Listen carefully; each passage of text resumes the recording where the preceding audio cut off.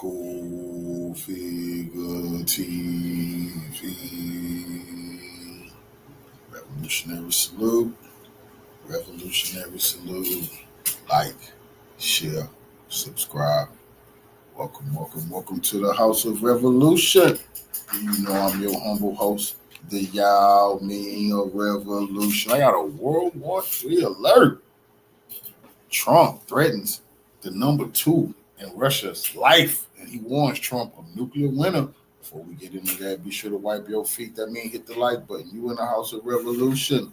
Like, share, subscribe, support the platform. Y'all. Well, you know, the old timers used to say never write a check that your ass can't cash. The U.S. may have bitten off more than it can chew. Let's get into the content. It's gloves off between US President Donald Trump and former Russian President Dmitry Medvedev after the latter hinted at unleashing nukes against America if necessary. In a social media post, the former Russian president and Putin's ally told Trump to remember that Moscow possessed Soviet-era nuclear strike capabilities as a last resort. Medvedev warned Trump against playing the ultimatum game. What he told him was about the dead man switch. Trump threatened this man's life, and what he let them know is you'll never be able to sneak us like you did into Hezbollah and kill Nasrallah. You won't be able to pull a decapitation strike like you did to the military leadership, and you tried to sneak the mullahs, the religious authority in Iran. He's warning them that even if you try to do that in Russia, we have the dead man switch, Soviet era weaponry, that if all the leadership in Russia was killed at one time, their nuclear capability, the nukes would still go off because of the dead man switch. And it is absolutely built for America. So he wanted Trump. You can play stupid if you want. If we all was at a parade and you killed us, you would be killing yourself. Further stating that such an approach with Russia and that such an approach could lead to a war involving the United States. Trump hit back, calling Medvedev a failed former president of Russia and telling him to watch his words, further warning him that he is entering dangerous territory. Now, Russia not backing down. Medvedev called him out after he even said this and warned Trump that he's the one. You're the one playing a dangerous game. And you're going to watch who you're talking to. That's what he told Trump. But it's crazy because Trump says that this is Medvedev is a nobody, failed president. That's what they said about you, Mr. President, that you became president again. Watch you ask for, because when Putin retired, that's going to be the president of Russia again, the leader of Russia, who Trump is playing with. But the man that Putin always come out calm, cool, and collected. It's always his number 2 who say what he can't say, that they'll wipe the U.S. off the map if Trump keep playing stupid with Russia. Medvedev said that Trump's statement showed that Russia should continue on its current policy course. Medvedev said, and I'm quoting, "If some words from the former president of Russia trigger such a nervous reaction from the high and mighty president of the United States, then Russia is doing everything right and will continue to proceed along its own path." Medvedev's social media war with Trump comes in the backdrop of President Trump reducing a deadline to reach a peace deal with Ukraine for 10 days. In fact, Trump warned strong sanctions against Russia and countries that buy its oil. Kiev has said Moscow's terms for peace amount to demanding capital. But he already told you warn Israel or warn Iran. You don't warn Russia. That's what he let Trump know. You're letting these people push you too far because there ain't nowhere for you to go. We're going to continue doing everything we're doing. If you're dumb enough to face Russia, come from behind Ukraine and face Russia head up, then that's going to be on America what happened. They need to stop playing games. See, all that tough talk and all that shit, that don't mean nothing. Russia militarily. President Zelensky has raised repeated calls for tightening international sanctions on Moscow. To stay up to speed with the latest news, download the WION app and subscribe. And because Trump did that, because he decided to run his mouth a little bit, because, see, anybody could be talking, you know. Russia decided to further their attacks This is because Trump was running his mouth. They're some of the deadliest attacks on the Ukrainian capital since Russia launched its full-scale invasion more than 3 years ago. Okay. Trump ran his mouth on social media, threatened Russia, talked tough. Medvedev talked tough to him, but then they militarily, you heard that guy. Some of the most devastating attacks happened to the capital of Ukraine since the war began. Now, if you've been paying attention to current figures, that's every day it's going to be some of the most devastating.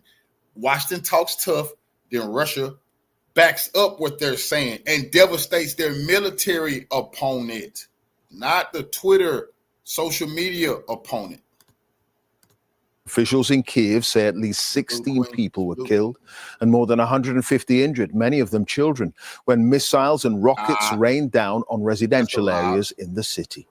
Among the dead is a 6-year-old boy. The attacks came despite Donald Trump this very week imposing a new deadline. All right. Now, I did get some intelligence that an apartment complex was hit. Then I did my due diligence to find out that shame on the Ukraine military. Why did y'all tell civilians to become with a civilian drone program to where you can make drones in your house? Well, guess what? Your house can become a target for the Russian military when they find out that you're making drones in your house. For Vladimir Putin to agree to a ceasefire. And in the last few minutes, the US president said he thinks it's disgusting what Russia is doing. More on that in a moment, but first, Jonathan Beale has our top story from Kiev. To wage war. See, look, this didn't happen. Why did Trump talk shit? Why did he threaten the life of Medvedev? What do you thought Russia was going to do? Because you threaten people and talk tough. What they going to stop the war? Hell no. Because you talk shit, Ukraine have to pay, because that's their military opponent. They're telling you, if you face them head up, then you'll be the one to take the blows. That's what they're telling you. If you want to trade Ukraine out for yourself, they're telling you, let's do that. The menacing hum of Russia's harbinger of havoc. Dozens of kamikaze drones flying over the capital in the early hours this morning. Why was Trump talking shit? Some taken out by anti-aircraft fire. This didn't have to happen. But others, along with Russian missiles, spreading their devastation and destruction. This is what happened. Not for the first time, but every attack shreds the nerves of a people who've already endured years of bombardment. Why are you on social media? This only makes sense, bro. If Trump releases a statement talking shit, these people should already go underground because they know what Russia finna do. They're showing Trump. The only way they can show him, because they're telling them, since you keep hiding behind Ukraine, we're going to do it to Ukraine. But the nuclear talk, they let them know, if you dare try to attack us after 10 days or any of that hanky-panky, it's not going to be a Ukraine. We're going to wipe them out. Then we're going to handle the U.S. But they can show this on the news all they want, just because the U.S. president is threatening Russian leaders. This is what happened to you when you listen to the U.S., and they can't protect you. Russia claims it only targets military sites. But once again, it's civilians who've borne the brunt. Why y'all making drones in those apartments? I got the intel. Stop allowing Zelensky to use y'all. Don't be part of the Ukraine civilian drone program, because your apartment can be targeted. And listen, we don't want your apartment to be targeted. Of another assault from the air. I tried to wake up my wife, but then there were explosions, and that was it. Boy, where is your rifle? Don't sit there and talk. Where your rifle at? Sitting in your bed napping and war going on. See, I can't respect these people who get on news and talk shit. Our daughter is now in the hospital. The building across from us collapsed completely. I have friends that live there. I don't know their fate. This is so sad and horrible. How many drones? Several children were wounded. At this apartment block, a 6-year-old boy and his mother were among those killed. These are the first major strikes on the capital, Kyiv, since President Trump gave a new deadline to President Putin. See what happened when Trump talks shit? This is the evidence. Trump talks shit. Russia continues devastating Ukraine. I think the Ukrainians should ask Trump, stop talking shit.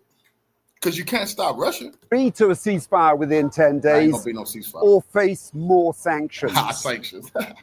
And this appears to be President Putin's answer. Yes. Do you get the message? Yes, it is.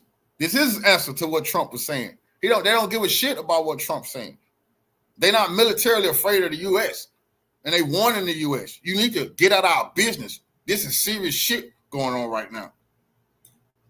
Russia keeps launching such attacks even when the whole world is calling on it to stop the war. English today, a war that Russia you talking to us, y'all. You talking English. Started a war that Russia keeps dragging on.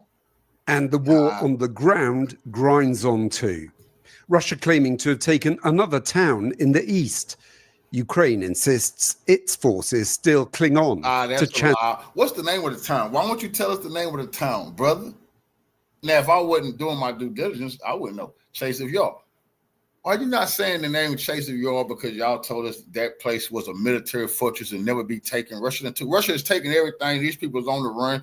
It's failing hard. That's why Trump is getting madder and madder by the day, because the whole world finna see the fall of Ukraine. Like Afghanistan, they finna be fleeing out of there. They finna be running for their lives. The military is cracking every day. Chazivya. It's already clear more sanctions won't be enough to stop President Putin. Jonathan Beale, BBC News. Oh man, this is just too good. Well, Jonathan mentioned. I don't want to hear no more. I don't want to hear no more of these people. It's like a funeral on. It's like a funeral. Damn, man, chill up. It's gonna be all right.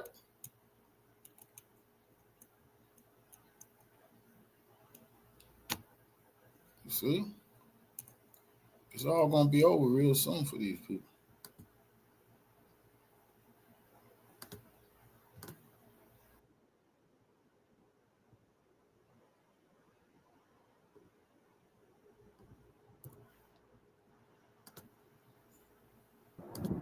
The night sky in Kyiv lit up as explosions rang out across the Ukrainian capital, left by the devastating attack of Garin drones and Iskander missiles on Thursday morning at around 2:30 a.m. local time on July 31st, 2025. Ukrainian monitoring channels released a map of the Russian armed forces' massive attack on Ukrainian targets, and this time, Kyiv broke the record for the most strikes against targets in Ukraine. Oh man! Oh, they setting records, Guinness Book of World Records. God damn! Them boys is getting records. Them boys breaking world records for terror. And you can blame Trump. He talked big shit on Twitter, threatening the leaders of Russia. Told them to watch their mouth. And this was their response. This devastation off the Ukraine to show the Ukrainians, these people can't protect you. We're going to deal with you. Ain't nothing NATO can do about it. And if NATO want to stop hiding behind the Ukrainians, then they can get this thing over with real quick. Putin already said they're not going to be so nice with NATO or the U.S. when the war starts. Because he said this ain't war. This is a special military operation. He said if NATO quit hiding behind Ukraine, he will show them what war is. Ukraine reported that Russia launched 309 Garin drones, including decoys, and 13 Iskander-K cruise missiles on Kyiv only. A large fire broke out in the western suburbs of Kyiv after the Garin drones equipped with jet engines that allow them to fly at speeds exceeding 500 kilometers per hour and are notoriously difficult to shoot down, struck military targets there. A massive explosion was unavoidable. It sounded like a secondary explosion, suggesting an ammunition depot was hit.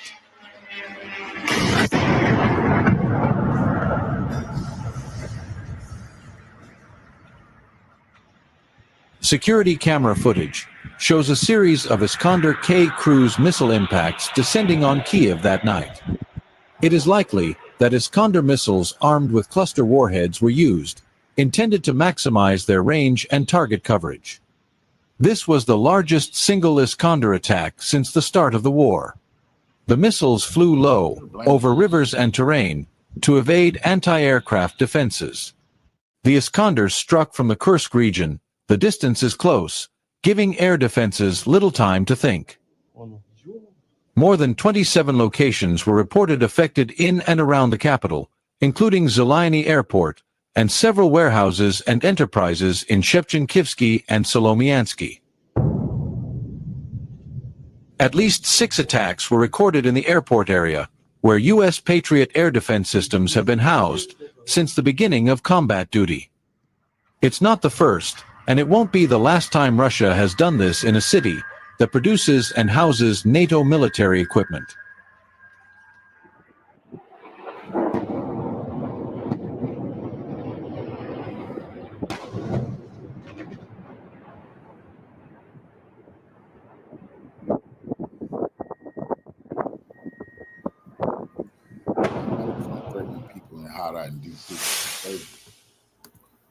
Why are you hiding out in Washington, D.C., threatening to kill Russian leaders?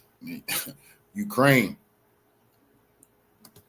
Why y'all allowing Trump to use y'all like this? It's only going to get worse unless they surrender. If they surrender, it'll all go away. Is a major step towards war. So what exactly is President Trump doing right now? Well, he just shortened that 50-day deadline to end the war in Ukraine down to 10 days, or else, he says. Ex-Russian President Medvedev just posted on social media this morning, Trump's playing the ultimatum game with Russia. 50 days or 10. He should remember 2 things. Number 1, Russia isn't Israel or even Iran. Ouch. Number 2, each new ultimatum is a threat and a step towards war, not between Russia and Ukraine, but with his own country. Don't go down the Sleepy Joe road. Ooh, ouch. Little biting there. Yeah, and warmonger Senator Lindsey Graham, who would love nothing more for us to go into World War III, because he makes so much money from the military-industrial complex in South Carolina. The creepy senator posted this a short time ago this morning, said, to those in Russia who believe that President Trump is not serious about ending the bloodbath between Russia and Ukraine, you and your customers will soon be sadly mistaken. You will also soon see that Joe Biden is no longer president.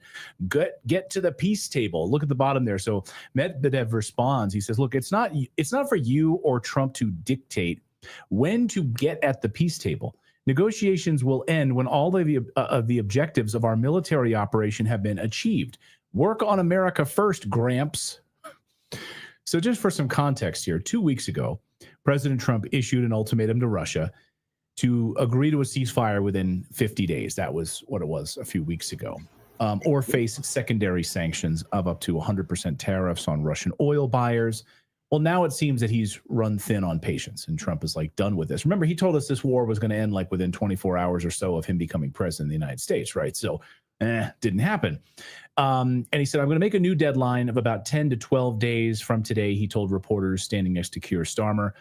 He said, I'll probably announce it tonight or tomorrow, but there's no reason to wait, he says, if you know what the answer already is. So the sanctions Trump is demanding would hit both India and China, 2 major trading partners that he hopes to strike deals with separately. So maybe this is he thought India was going to fold. So him and India got into it today, and he already put 25% tariffs. India, they already see the gig is up. They finna stop dealing with you. Trump, he's just gone mad because nobody will listen to him. China already told him they're not doing nothing he say. They're gonna buy. They're gonna triple the amount of oil they get from Russia now. They don't give a shit about the U.S. They don't need the U.S. Trump is just playing himself before the world because now he's threatening the 2 of the top 3 economies in the world, India and China. He's threatening them. Come on now. Like a bargaining chip with India. This is a bargaining chip with China. And it would also risk blowback that could undercut his own economic agenda. Because now, if all of these countries are really moving more closely to China, they're going to stop doing LNG deals with the United States. This is a big mistake. This could potentially be a big mistake for the United States. So in one respect, I will say this is good news that President Trump, what he's doing here. See, the problem with America is they don't want fair. They don't, if his agenda was just fair, just play fair. Everybody, the U.S. don't want that. They want leverage. They want vassals, which China and Russia would never be. In India, it's finally see they better stand up straight, or else they're not never gonna get no liberation. So they waking up. They done called for renewing the trilateral movement, them China and Russia, India waking up because Trump just tried to bully them and little boy them today in front of the world. They're pissed. Even Brazil done said to hell with them. He's made terrible mistakes, and it's no going back. But Russia's warning him, hey, whatever you do, just sanction the hell out of everybody, but don't make a military mistake, because they hate to do it to the U.S., but they absolutely will. Peace. And North Korea just said today, U.S. have already went over the threshold for somebody to nuke them. That's what I told you, people better pay attention to what North Korea is doing, because I don't know. Them people out will go deep underground and fire their nukes at us, and they got intercontinental nukes that can't reach the mainland. But they said today the U.S. has already went haywire and ballistic. It's a rabbit mad dog, and it already have passed the threshold for somebody to nuke it. After years of Biden like pouring fuel on the fire in Eastern Europe. Yes, but Clayton, you can't support the idea of peace while arming one side.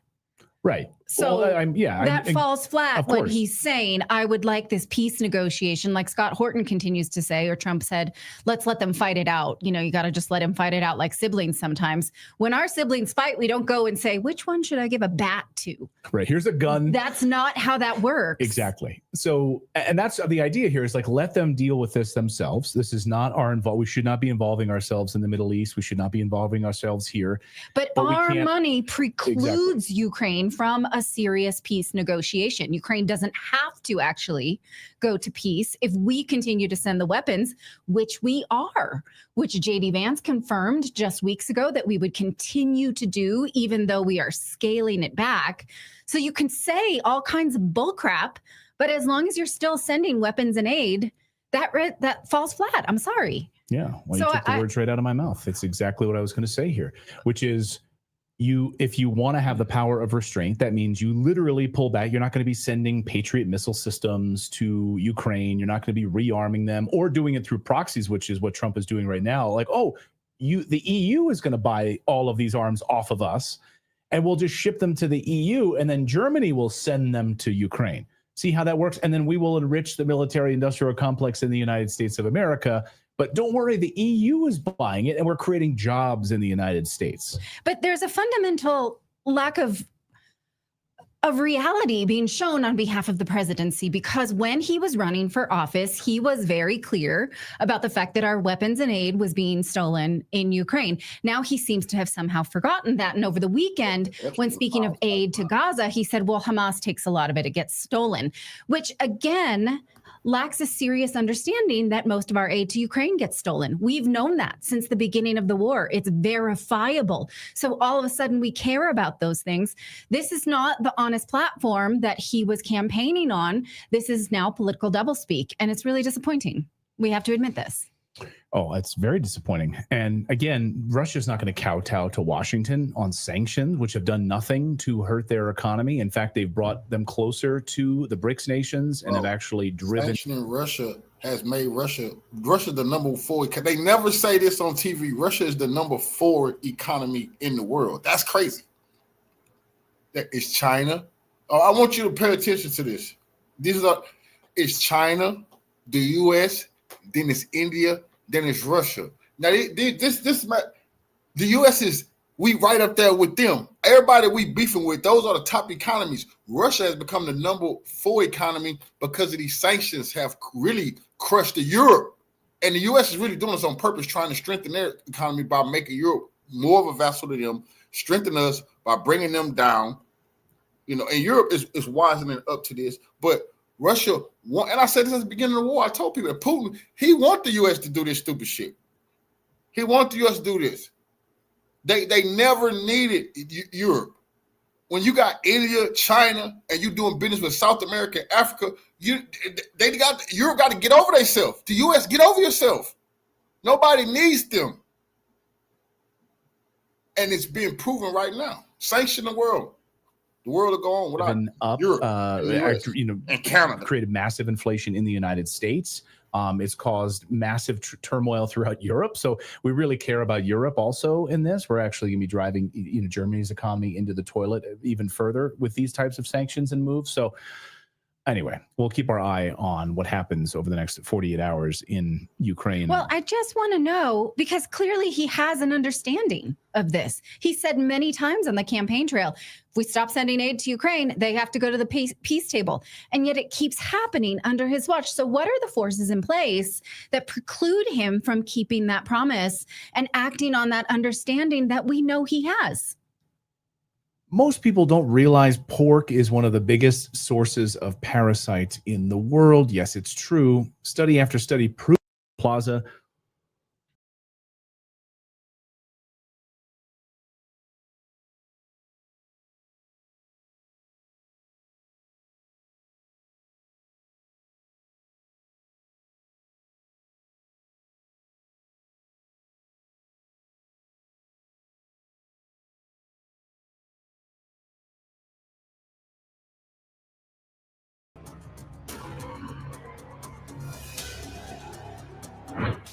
Ukraine's war has drawn in soldiers from across the globe, but not all of them came to fight for freedom.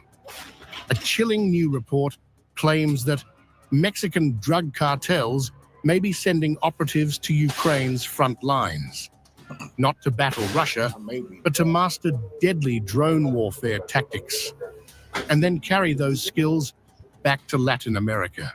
Now, who you think? And drone warfare is warfare. So if they master that, then they can deal with militaries, because if you got no drone combat, then you can deal with tanks, you can deal with planes, you can deal with armored personnel carriers. If you master drone warfare, which they are, and we already proved they've been buying RPGs and things like that. That's been proven. The Mexican drug cartels from Zelensky and them criminals. This is a scandal. This is a damn scandal. But now you see, but a bunch of criminals enter in America, and they just showed that with the attack on Russia, the attack on Iran, you can smuggle drones into a country. You can build them in the country, put them in box trucks, and you can attack the hell out of a country like that. Now you letting the cartels learn that type of warfare? Ukraine is teaching them. According to intelligence, Mexico's National Intelligence Center, or CNI, quietly alerted Ukraine's SBU security service earlier this summer.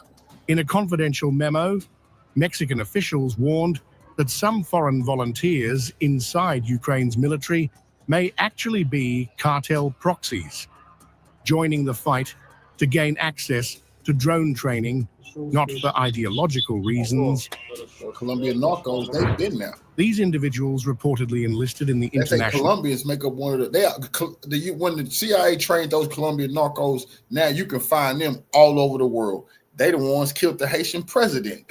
They hired themselves off for their military capabilities for what the U.S. done trained them to do. Now they're all in Ukraine. The narcos learning drone warfare. The warfare of the future. National Legion, a special foreign unit under Ukraine's main intelligence directorate, known as HUR. Their true objective, to learn how to operate FPV drones, fast, cheap, and highly lethal tools that have transformed modern warfare and could soon transform narco warfare back home.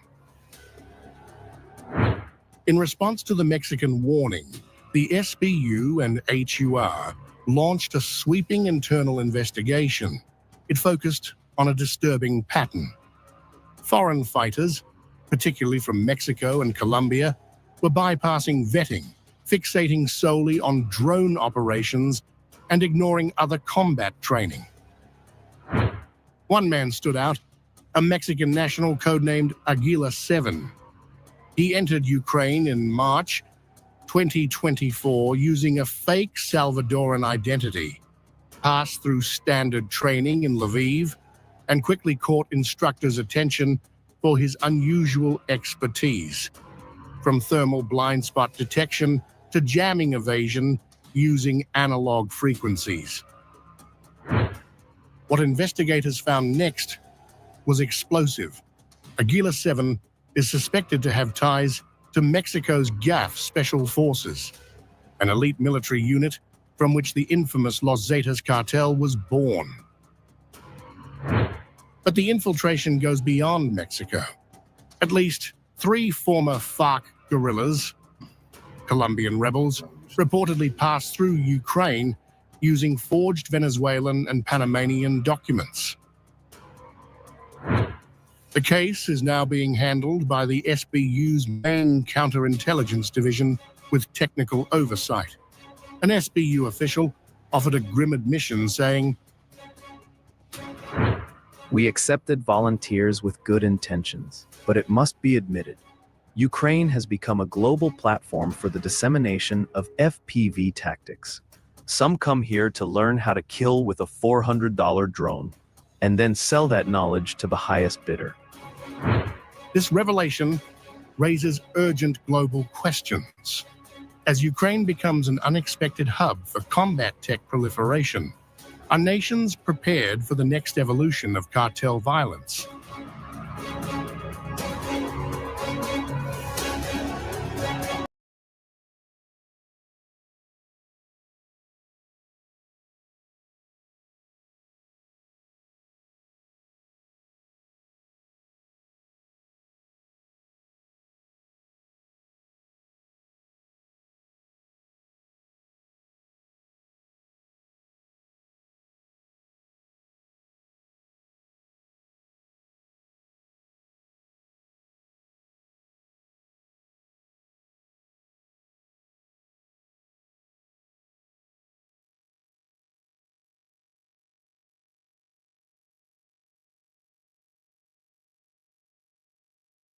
Let's talk about Ukraine, and let's talk about the new army and the recruitment effort.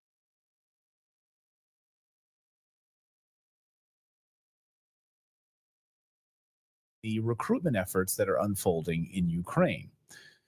So if you need any more proof that Ukraine's army is collapsing, look no further than Zelensky's latest order allowing grandfathers to fight in the army. Men over 60 can now join the Ukrainian army. Previously, they were ineligible for military service, but new legislation signed by President Zelensky this week amends that law to allow citizens 60 years and older to enlist under contract during martial law. Look at this. This is what it would look like here. Right. We should make it clear. This is not actual footage. This is what the Ukrainian army in theory now allows. Yeah. So you tell us about the amended law. Think that this is a sign of a collapsing society when they have so little respect for their elderly that they are willing to let a 65-year-old man who's worked his whole life strap up like this with no training and go into military service. Like, clearly you don't respect your elders if you think that this is acceptable. Even if grandpa wants to, you should have respect as a society. Now, this amended law claims that service is voluntary, but in Ukraine, that word means very little because men are routinely snatched off the street. We've shown you this and forced into uniform. So now that seniors are eligible, how can we be sure that they too won't be kidnapped, right? Right, exactly. That's the real question. And can you, who would want to voluntarily go? I mean, just like we're now seeing in Israel, like Israeli IDF soldiers are not wanting to go into service. They're having real trouble with reservists actually wanting to be called up and actually serve in the IDF right now. These reservists and come to the front line like they're kind of done with it. Do they want these soldiers? Do they want these elderly individuals to be fighting on the front lines? Like, they've already wiped out an entire younger generation of soldiers. They're wiping out multiple generations of soldiers. So why not just kill off the over 60-year-old population now in Ukraine? So there'll be no men left at all. They've killed off all the young people, and those that were still alive managed to flee to other countries across Europe, and then they were called back, of course, and countries were Well, it's worth complicit. noting that when the war began, Ukrainians were trapped. Men under 60 could not leave because they were, many of them, forced into conscription. So anyone who's 60 now couldn't leave, right? But most of them, a lot of them wanted to get the heck out of there. You would hope that there's very few 60 plus men left, but the war has only been in eastern Ukraine. So you have to wonder, if you live closer to the Polish border, you thought, well, maybe I'll just, wait it out. The war's not here. I'll be okay. You don't know. now. And Vice President J.D. Vance confronted Zelensky in the Oval Office saying, you're taking people off the streets and throwing them into the army. And Zelensky said, yeah, but you don't understand our problems. So he did not refute this. It's true that this is happening. You would think that anyone 61 would say, you can't kidnap me. I'm not eligible. Now they no longer have that excuse. So how do we know, right, who is voluntarily going into the military and who is not? So, ladies and gentlemen, our bodies are under attack, and not just from the air we breathe or the food we eat.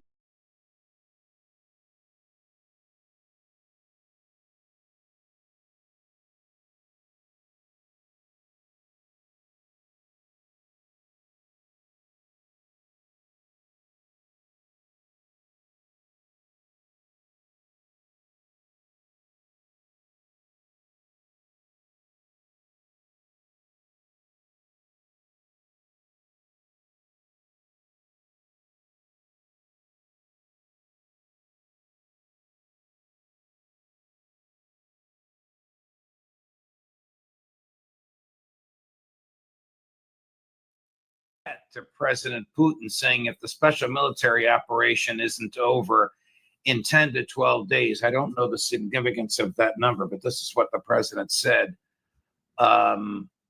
We will impose secondary sanctions on the countries that buy oil from you. How does this advance the ball, if at all, of relations between the United States and Russia? Well, it doesn't, obviously. And it seems that we have abandoned any notion of trying to improve our relations with the Russians. There was an article that was penned by this former Russian general, WW3, then published ultimately on the website at RT. And he does a good job of addressing this and essentially repeating something that Putin has largely said. It doesn't make any difference what we do. It doesn't make any difference what we say. We're going to continue to be the target of abuse for the West in perpetuity. And so we might as well get accustomed to it. Don't look for any change in sanctions or economic policy, and prepare to fight the long war, if you will. So I think that's really what this is all about. You know, and again, go back to candidate Trump and the kinds of things he said when he was running for office.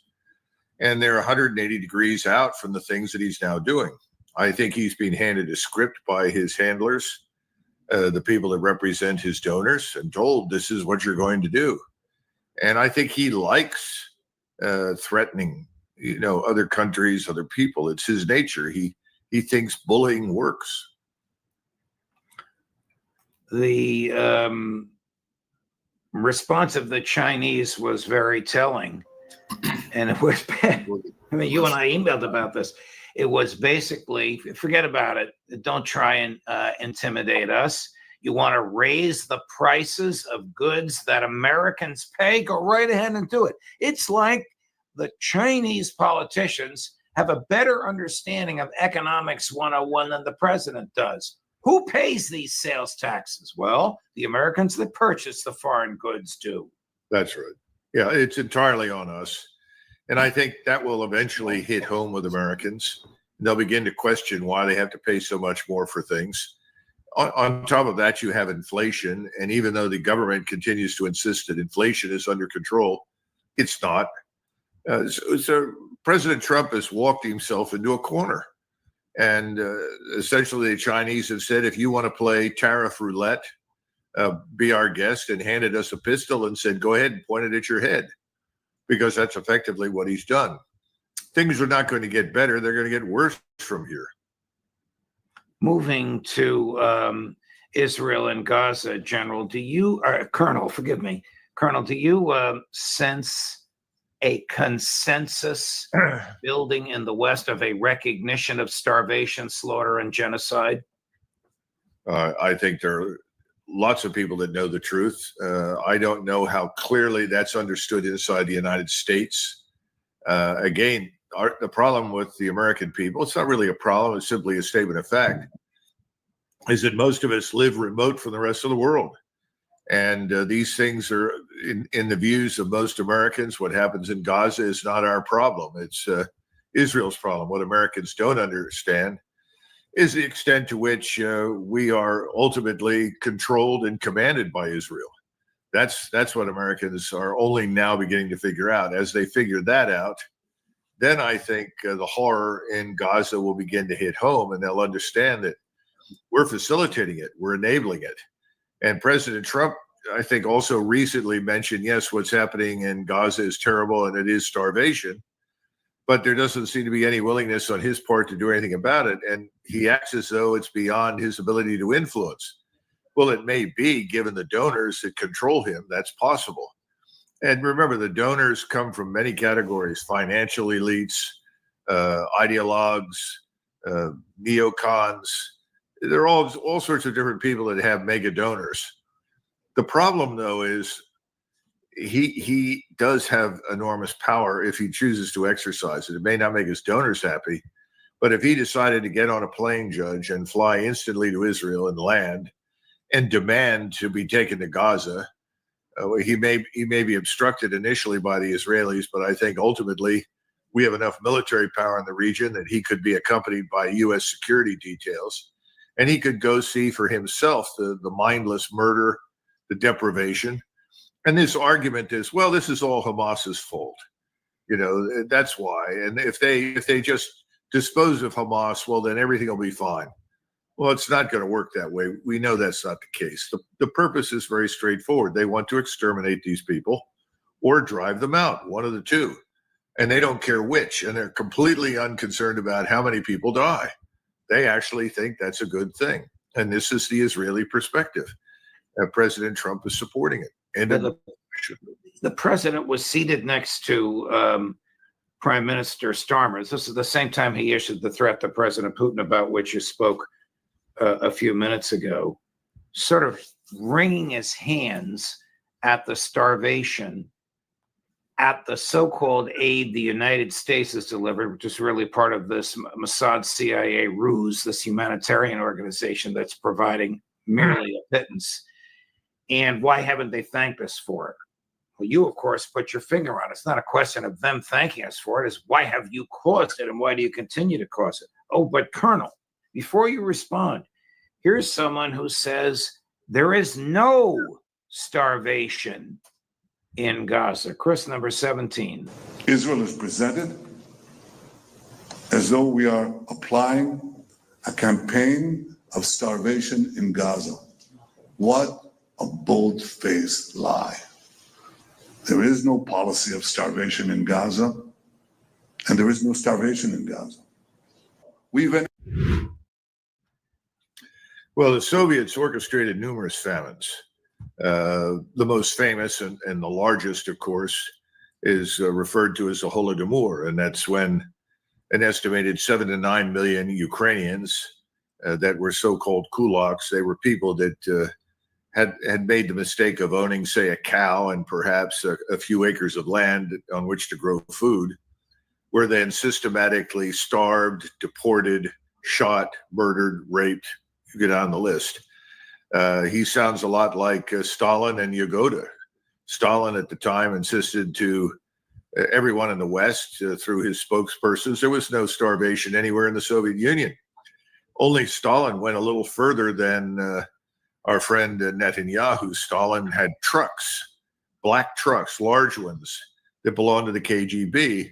And he and Beria decided to paint the word meat on the side of the trucks. And these trucks would be all over Moscow, of course, picking up people, usually at night, but picking them up, and then they would disappear. They would end up in the Gulag or simply be executed in the Lubyanka prison. And the journalists saw all of these trucks with meat stenciled on the side and said, look, what a brilliant job Commissar Stalin is doing. He's ensuring that Moscow and all of his citizens are supplied with all the meat that they need. That was reported in the New York Times and the Washington Post. This is not new. This is an old ruse. The NKVD was very good at this. I think Mr. Netanyahu is trying to do the same thing. He doesn't have trucks with meat painted on them, but he does have control of the Western media, and he has control of our government. And the outcome is that he can stand up there and tell bold-faced lies all day long until nightfall. And he's probably never going to be challenged. And he has this monster, Ben Gvir, in his coalition. This is just 2 days ago, Chris, number 18.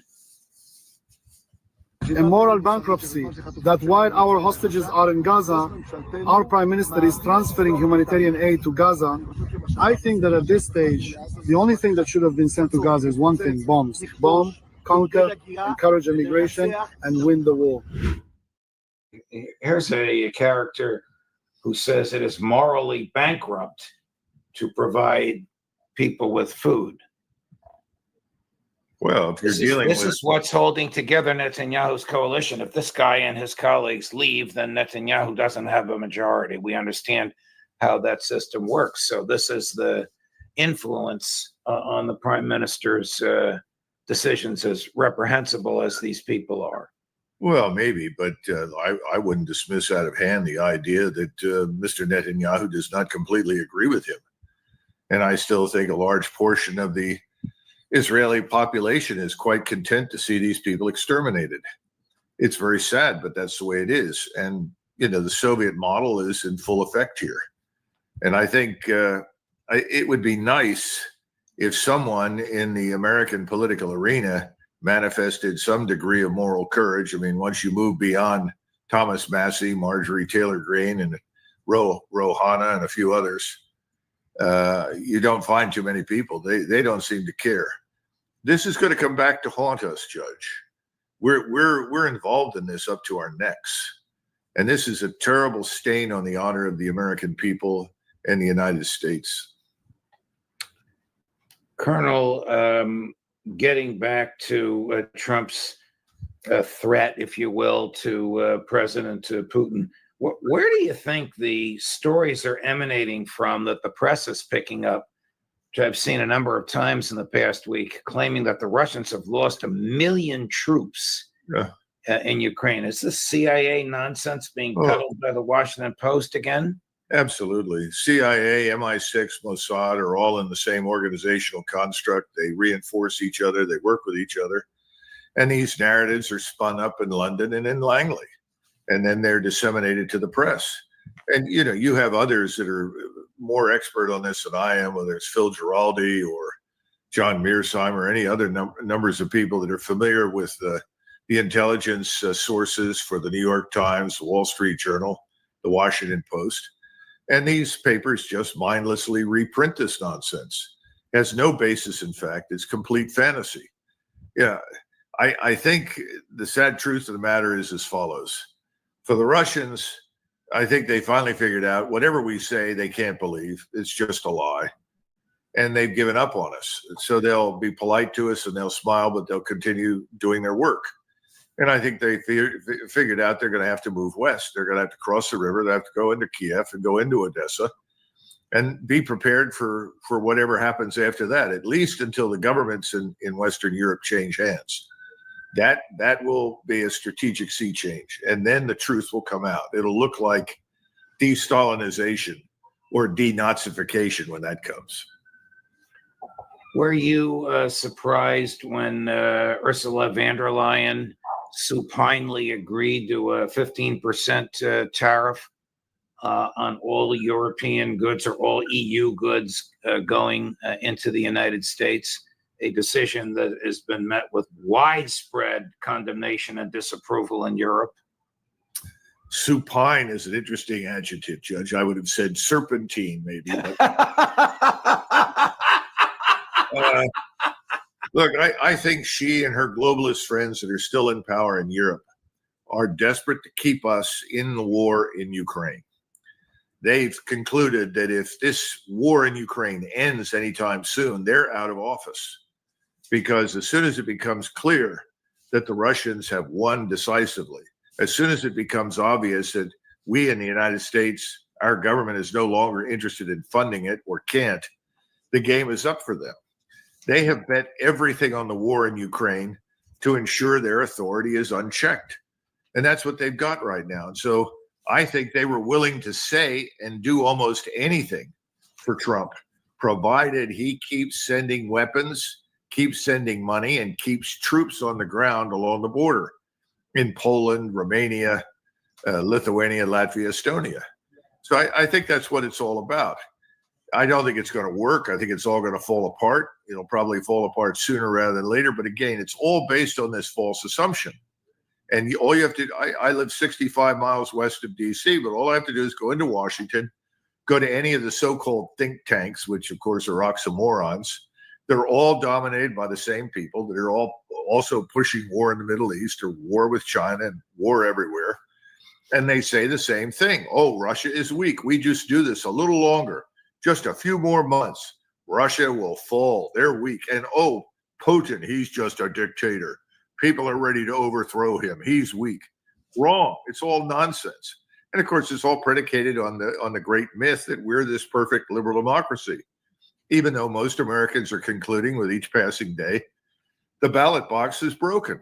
And it doesn't make any difference whom you vote for. You end up with the same policies. And if you look at Trump and what he said before he was elected, what he's done since he got there, two things worlds apart. Yes. And he knows it. Well, which is the greater threat to European economic stability, the United States or Russia? Well, it certainly isn't Russia. We're the ones that have demanded through their elites that they deindustrialize themselves. That Germany, for instance, commit national suicide, and it's well on its way. The problem, though, is that there's a real war brewing in Europe, a major war. But it's not with Russia. It's with the millions and millions of non-Europeans that were herded into those countries since 2015. That's what everybody's afraid of. They should be afraid of it because it's a catastrophe for Europe. And it's obvious in Italy. It's obvious in Germany or Austria or France or anywhere you go, and especially now in England. That's the truth. Nobody in these countries is interested in going to war with Russia. And the fear factor is diminishing as more and more people figure out Russia presents no threat to Europe at all. Excuse me for jumping back and forth from topics, but I want to show you this latest approval rating. This is a poll taken by CBS News of Americans aged 18 to 29 concerning President Trump's approval rating. In early February, 55% approved, 45% disapproved. Now, after the recognition of the slaughter in Gaza, 28% approve. That's down 44%, and 72% disapprove. That's up 54%. Even Bernie Sanders, a year and a half late, has condemned the slaughter in Gaza, which he originally voted to finance. Well, you're seeing the difference between the boomer generation, of which I'm a member, and the people that are probably under the age of 50 or even younger than that. If you're right now 30, 35 years of age, the average American is probably looking for a job, may have gone to college, if so, is struggling with debt, trying to find a job that is commensurate with his educational skills and abilities. These things are not plentiful. And there are a lot of increasingly radicalized young men in the United States as a result. They know they'll never see Social Security. They know this is all, fantasy world. The world has changed. They understand what the sovereign national debt means in terms of their long-term financial future. The baby boomers, on the other hand, they keep pushing the I believe button. These are the people who say, oh, well, the government will sort this out. We've done this before. Oh, they can print more money. You go down to the younger people, and they say that's nonsense. Right. And the boomers are predisposed, as I always was, to be very supportive of Israel. And they just sort of cringe and turn away from the horror over there. But everybody else looks at this and says, what's wrong with you? This is just murder. This is inexcusable. We should have nothing to do with it. So I'm not surprised by those numbers. But remember, until you get these boomers to wake up, until they figure out that their pension funds are all going to go bust when we go into this financial crisis that's looming over us, when they figure out that we can't sell our bonds to anybody, and this new scheme from Bessent is not going to work in terms of stable coin or anything else to try and attract foreign investment in the country. When they understand that, then things will really change. But this boomer generation, remember, controls most of the wealth, and they're fat, dumb, and happy. Senator Angus King votes with the Democrats, but considers himself an independent. Here's what he said 2 days ago, that I'm not voting to support Israel as long as there are starving children in Gaza. Chris, number 19. To me, Israel has the resolution of this problem in their hands. They should be sponsoring and encouraging and supporting a massive humanitarian program in Gaza. They have not done that. They have continually slow-walked and impeded the ability of aid, particularly food, to get into Gaza. And it's time for them to change their path. I issued a statement today. I'm through voting for support for Israel as long as there are starving children in Gaza that have been caused by Israel's action or inaction with regard to humanitarian relief. But I'm glad that the president has recognized the problem. I'm not sure that we can do a lot about it. I want to see what he's proposing, but the real onus of this is on Israel. It's interesting that a senator would say that, but the president recognized the problem is not the issue. The problem is what the president is doing to please the donors, as you said at the outset of this conversation. However, what do you think about France recognizing Palestine and the Brits claiming they will do so soon if the starvation doesn't stop? I don't know how they're going to measure that. Is the wall beginning to around Netanyahu beginning to crack? Well, let's back up a minute just for a second and understand that Senator Angus King is a very skilled politician. He knows his state very, very well. He is not dependent upon money from the Jewish lobby to retain his seat. Right. And he can probably defeat someone who is then financed by the Jewish lobby against him. So I would not characterize Angus King as someone who's leading the pack in a righteous direction. I think he's looked over the terrain. He's figured out what is right and wrong. He's moving carefully, but everything's a political calculation. And, he's right, of course, but that's all that I would say about it. Now, as far as the French are concerned, 1 in every 5 adults in France right now is a Muslim Arab or African of some kind. That makes a big difference. And they live in sections of various cities like Paris or Lyon or Marseille. They're very violent, and they are unafraid to take to the streets and threaten the police, French citizens, or anybody that they don't like who doesn't agree with them. So I would say that Macron is saying that, not necessarily for the reasons we would like. He's recognized what is fundamentally wrong, and there should be some way out of it. And he's picked the Palestinian state issue as the way to do it. But the truth is, it's in response to the popular uprising potential that exists in France right now. I think Starmer is not far from that either. Right. So, I would like to think that there's a better moral compass at work, Judge, but I just don't see it. Speaking of a moral compass, General Donahue, 4-star, who commands hundreds of thousands of human beings, recently stated in a speech in Germany that United States ground forces could neutralize Russian ground forces in a certain place inside of Russia. I think I have fairly characterized what he said.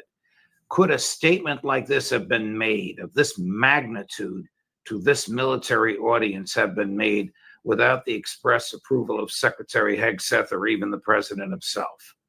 No. In fact, I think it's important to point that out. First of all, military professionals, as a rule, do not speak publicly on these matters of policy. Saying, well, we can overrun and take Kaliningrad, which is the portion of East Prussia that Stalin awarded, or FDR awarded to Stalin towards the end of the war, is what he's talking about. And it's a sad and tragic legacy of the Second World War that this little spot was retained by the Soviets and then subsequently was inherited when Russia became Russia, because it's a permanent catalyst for conflict to some extent, because the Poles, Lithuanians don't like it. The Germans, they lost the war. So at least their view is we lost the war. We lost all of this territory. There's nothing we can do about it. But for him to stand up and say these things, first of all, he's inflating our capabilities to do everything that he outlines, which is not unusual, but it's always a bad idea. But more important, he's communicating an intent. And sadly, I think this aligns with President Trump and probably Secretary Hegseth and his deputy, Mr. Feinberg. This is anti-Russian. This is threatening to Russia. And in their minds, they think this is somehow or another reinforcing the end of the coming deadline. Now, we can talk about Donahue as where he came from and what he's known for, which is pretty disturbing given his past that he would end up at this 4-star level. But unfortunately, I think that President Trump probably likes this bellicosity, this sort of Bill O'Reilly bloviating from a general.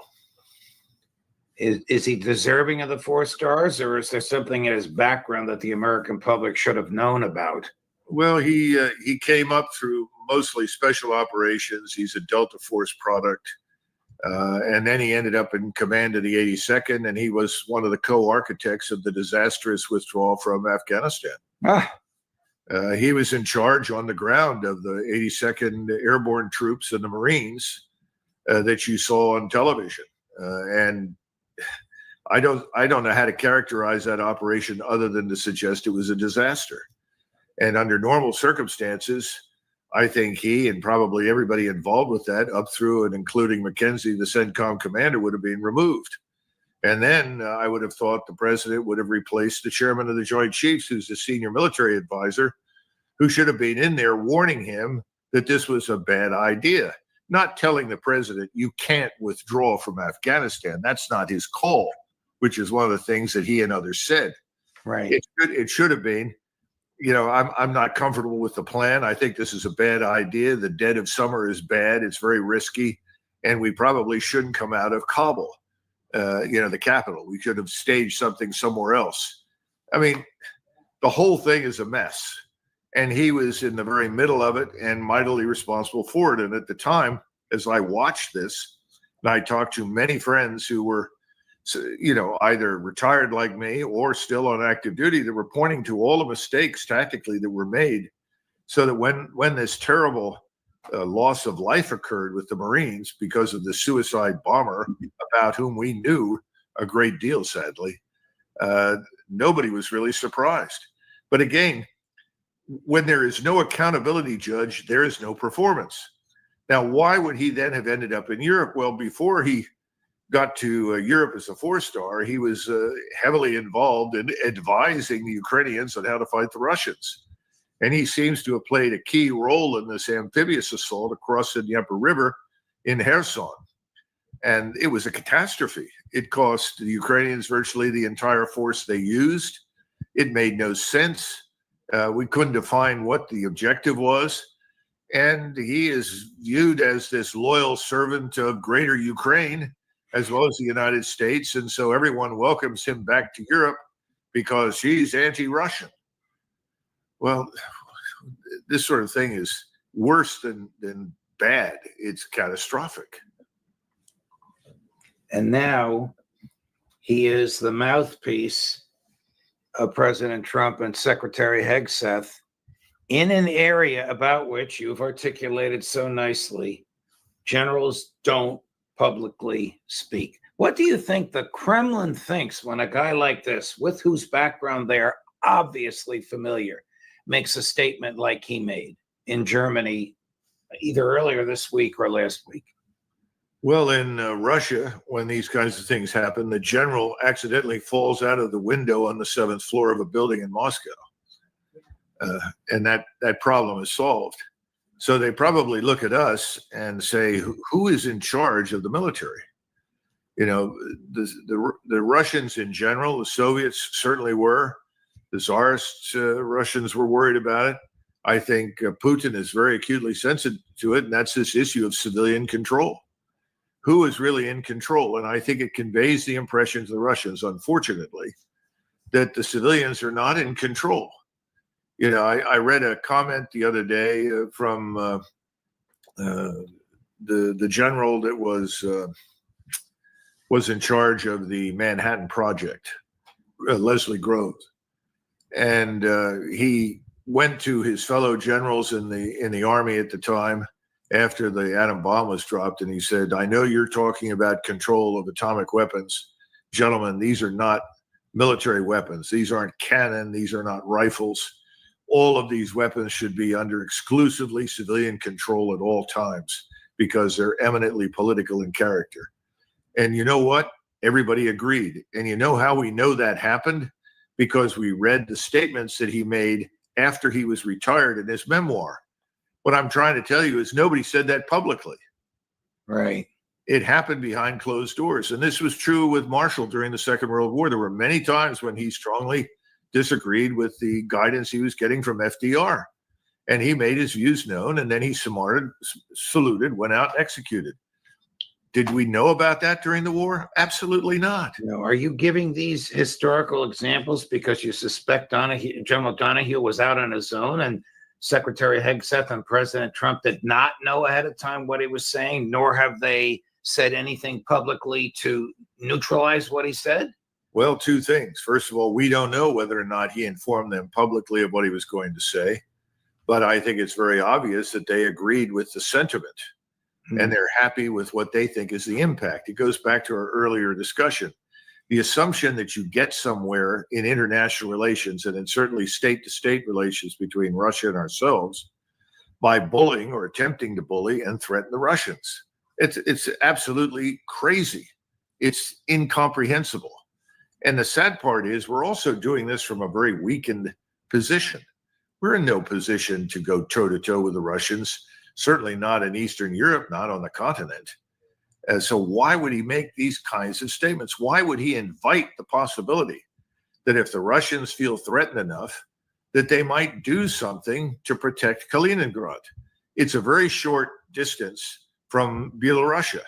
It is not difficult to move from Belarusia straight across this gap that exists in Poland and Lithuania between Kaliningrad and Belarusia. Why would you invite such a thing?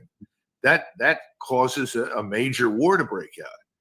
It's not well thought out. It's more, as I said, this is sort of, Bill O'Reilly quality thinking and policy making.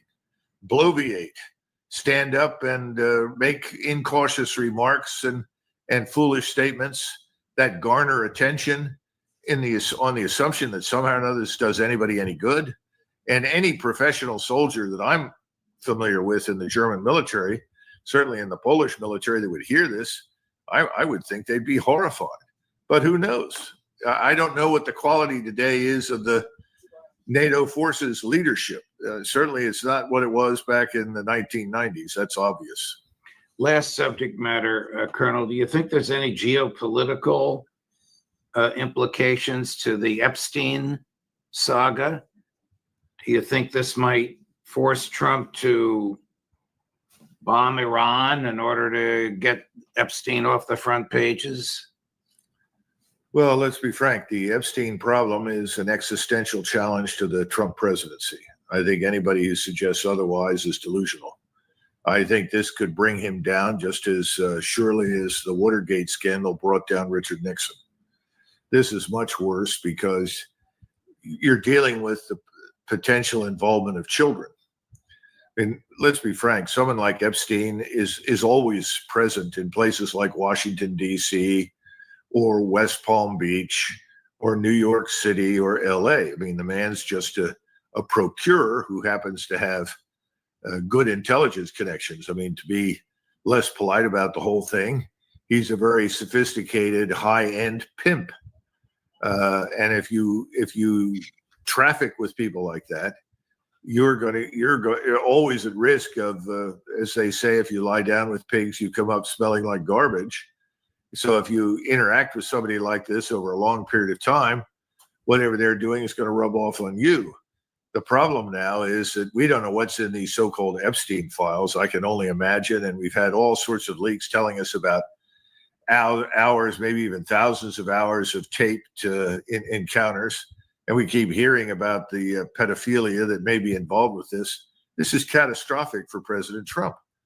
Remember, everybody voted for President Trump. I don't want to say everybody, but most people voted for him because they thought he would be different from his predecessor. He would be fundamentally different. And they held him in much higher esteem because they thought he was a straight shooter. It would tell things as they are. They're beginning to find out that's not true. And that's very, very dangerous. And that's why I have tried to get people to understand just how volatile it is. When a population, a broad population, finally concludes that the class that rules them, whether they're aristocratic or otherwise, is unworthy of ruling them, unworthy of governing them. And we know that we're governed right now by effectively a financial elite that has, trillions of dollars at their disposal. They're the ones who are calling the shots in Washington, and they're the ones that are setting the agenda for President Trump because he owes them his election. So when you see that kind of thing and people decide, well, we don't think they're worth maintaining, retaining, eventually you get a rebellion. And that's what happened in 1789 in France. The population looked at the aristocratic leadership and said, these people are scum. They're degenerate. They're decayed. And eventually it leads to the guillotine. The last person they finally abandoned was the king. Everybody wanted to give the king the benefit of the doubt. And he really wasn't a bad human being. He actually cared, but it was too late. There were too many problems with his wife, with his family, and the people that were related to him and the aristocrats. And so they all ended up going to the guillotine.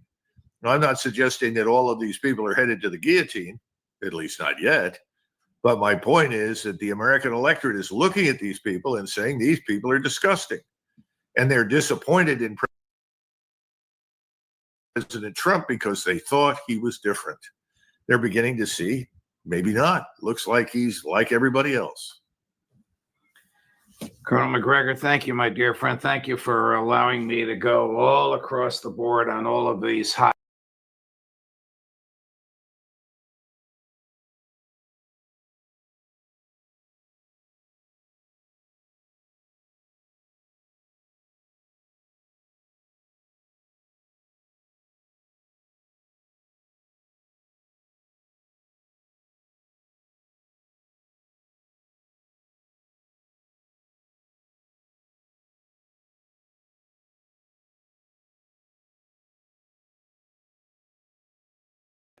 happening.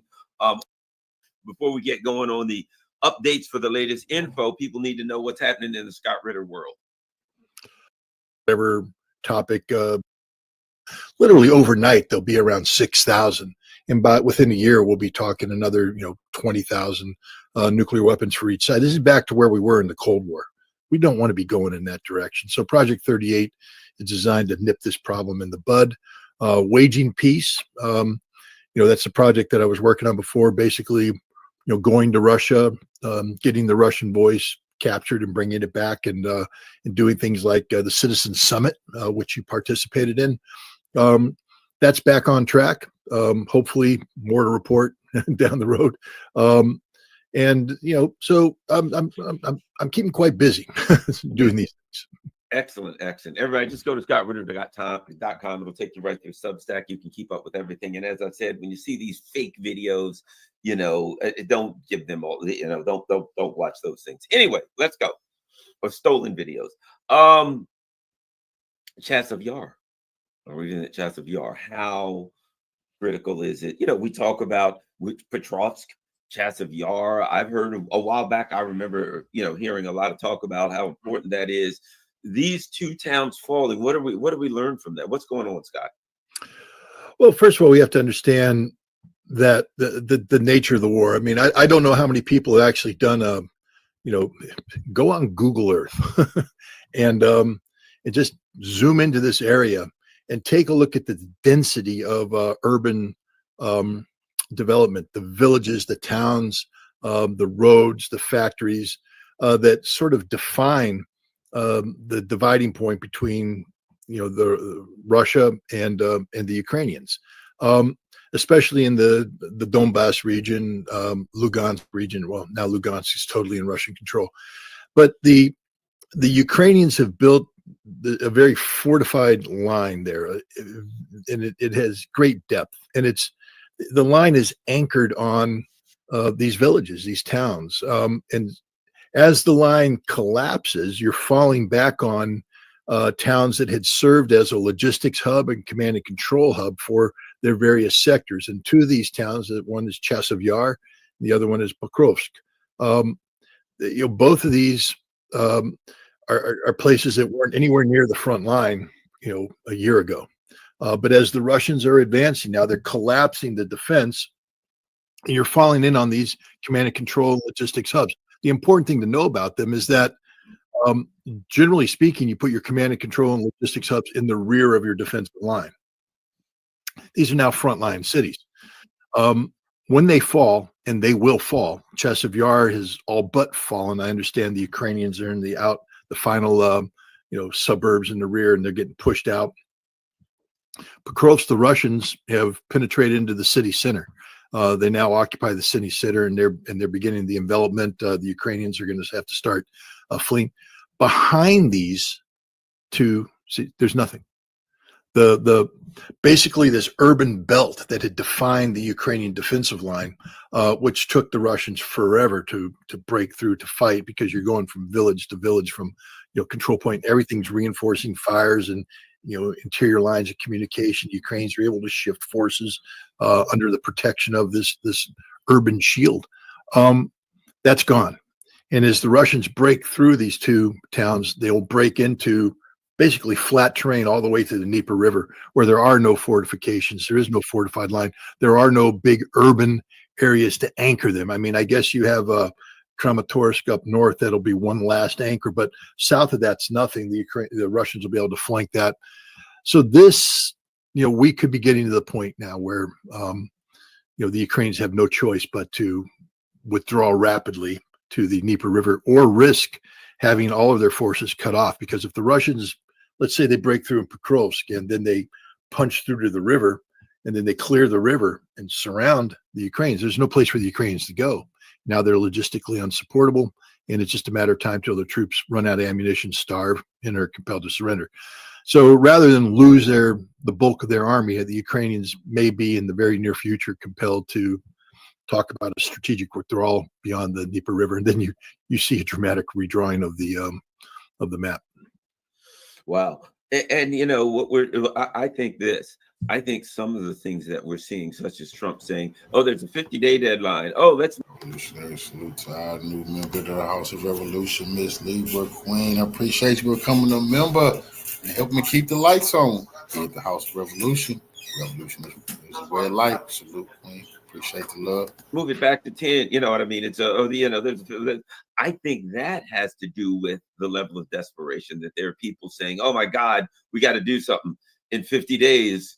There will be nothing. Might not be much to talk about potentially. You know what I mean? Things could go really bad between now and 60 days. I think that has something to do with this 10-day debacle. It's a debacle that's going on. Yeah, it's more. I think when we talk about the conflict, everybody's mind is programmed to war. Mine is. I know mine is. And it's very difficult for me to deprogram myself and realize that this isn't a war. This is a special military operation. And I know there's a lot of people out there, that's just semantics. You're playing word games here. Except that it does.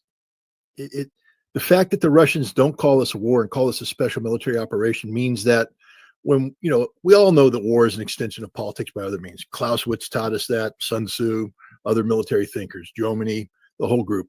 But war is also war. I mean, war is about, the physical destruction of an enemy force. And yes, the Russians are attempting to achieve that too, but they have a broader political objective. Let me try and explain it this way.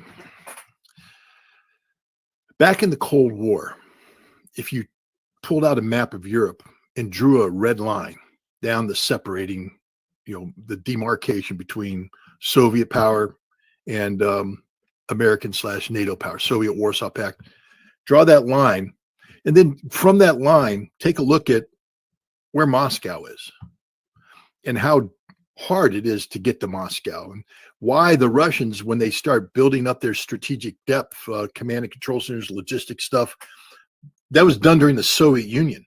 Look at that map and understand now that, Voronezh, that's far away from the front. Bryansk, far away from the front. Kharkov, that was part of the Soviet Union, far away from the front. All of these towns that we're familiar with now were the strategic depth of Russia, of the Soviet Union. So now the Soviet Union collapses and the Warsaw Pact goes away.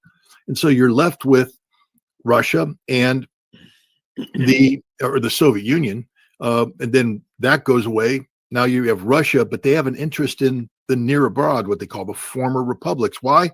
Because that's their strategic depth. They don't want, they said, we don't want NATO expanding, but NATO expanded straight up. Now you draw that line again, you say, oh my God, you're a lot closer to Moscow in that strategic depth.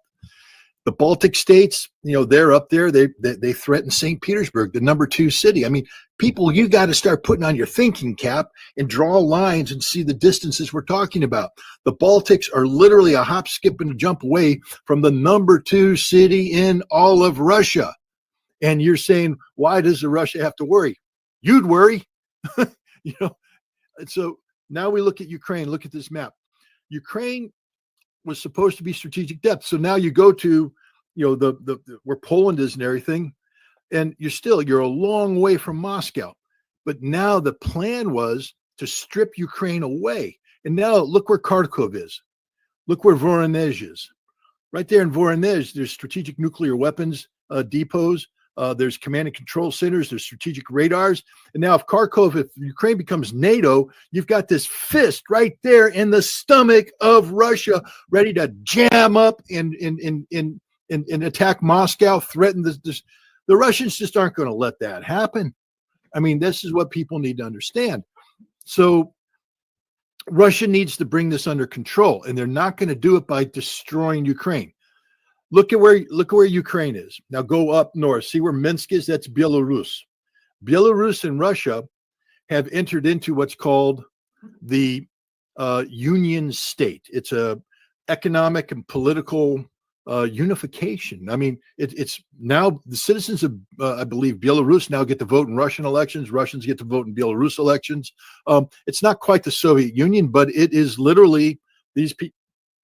They're unified. You don't need visas to travel, money problems, nothing. The goal of Russia now is to convert Ukraine into a nation that can become part of the Union State. And so in order to do this, you don't want it to destroy it. That's why this isn't a war. That's why this is a special military operation. And the other thing you have to do is create the conditions that are conducive to the rapid political transition from the Ukraine of today to a Ukraine that can become part of a Union state. And in order to do that, you need to undermine the credibility of the current Ukrainian government. So there's a lot going on here. If you saw recently, the Russian SVR, Foreign Intelligence Service, put out a report about secret meetings that were held in Switzerland between the president of Yermak, Andrei Yermak, I think Budanov, the intelligence dude, Zaluzhny. We're all meeting with CIA, MI6 people in Switzerland to discuss who's the next president of Ukraine is going to be. Now, why would an intelligence service publish a report like this? People do need to understand that intelligence services don't exist to serve as a media outlet. So whenever an intelligence service publishes something like Tulsi Gabbard, she doesn't exist to brief the American public. She exists to brief the President of the United States. So when she comes out and makes a briefing about Russiagate, there is a larger political purpose behind this briefing. When the Russian intelligence service puts out a report of this nature, it is designed to do a number of things. One, to reinforce how weak Zelensky is. Two, to remind the Ukrainian people that if Zaluzhny is indeed the handpicked successor, there is no democracy in Ukraine because you're letting foreign powers pick your leaders. So that undermines the whole concept of the sustainability of Ukraine after Zelensky collapses. Three, it's designed to facilitate the further collapse of Zelensky, showing that he has lost the trust and faith of his Western supporters. Why is Russia doing this? Because in addition to the war of attrition that they're waging on the front lines right now, they're waging a war of attrition against the Ukrainian government. They need the Ukrainian government to collapse. They need to have elections. And those elections need to produce a government that is very pro-Russian. In fact, so pro-Russian that at some point in time, they'll transition Ukraine into being part of the Union state. I don't know who the next president of Ukraine will be, but I believe that the Russians would like it to be somebody like Mr. The Medvedev or something. No. Well, he's one. Another one is Azarov, I think his name is, former prime minister who's now in Russia and in Belarus, working on this very issue, working very hard on this very question. The Russians are working overtime to make this a reality. And so you have that happening. You combine this with other things, like how do you bring about political collapse, economic collapse? So the Russians are working on, not just attacking the infrastructure, critical infrastructure of Ukraine, but also doing things that bring about the cutting of the Western umbilical cord. This whole, there's a reason why Zelensky talked about the anti-corruption forces as being pro-Russian. It's not that they're pro-Russian. The truth is pro-Russian. That's the problem. And the Russians are like really focused on this corruption thing. They have uncovered everything. And I would suspect that some of the reports that make it across the desk of the anti-corruption people originate from intelligence in Russia that say, we just intercepted another Zelensky zinger here, guys. He's diverting $6 billion into his offshore accounts. What do we do about it? Well, if Russia releases it, it's propaganda, But if they say, well, hey, you got that business contact who has that business contact who has that business contact inside Ukraine? Yeah, get it to him. Boom, namu, bam, investigation. It's truth, But Zelensky's like, how did they get this? The Russians must have done it. Well, maybe they did. This is what a special military operation is. It's basically a broad spectrum approach to resolving the Ukraine problem in a way that just doesn't end in the physical defeat of the Ukrainian military, but the political transformation of Ukraine into something that has long-term strategic stability for Russia, and that can only come if Ukraine is a member of the Union state. And so that is the direction that this is heading. Now, whether that or not that Ukraine includes Western Ukraine, one of the million-dollar questions. But again, if you remember, the head of the Russian Foreign Intelligence Service was a couple of months ago, had one of these conferences where he talked about maybe Poland taking over Western Ukraine. Like, give it back. I mean, if you study the history of the creation of Western Ukraine, first of all, you have to go back to Tsarist Russia.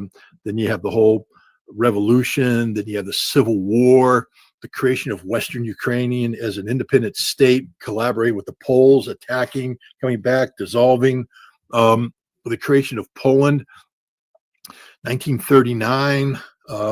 The Russians moving in to reestablish. Brest-Litovsk was, even though it's ostensibly, at that time part of Poland, it was the historic frontier of Imperial Russia. I mean, it's not like that territory was Poland, but the Western Ukrainians there tried to declare independence.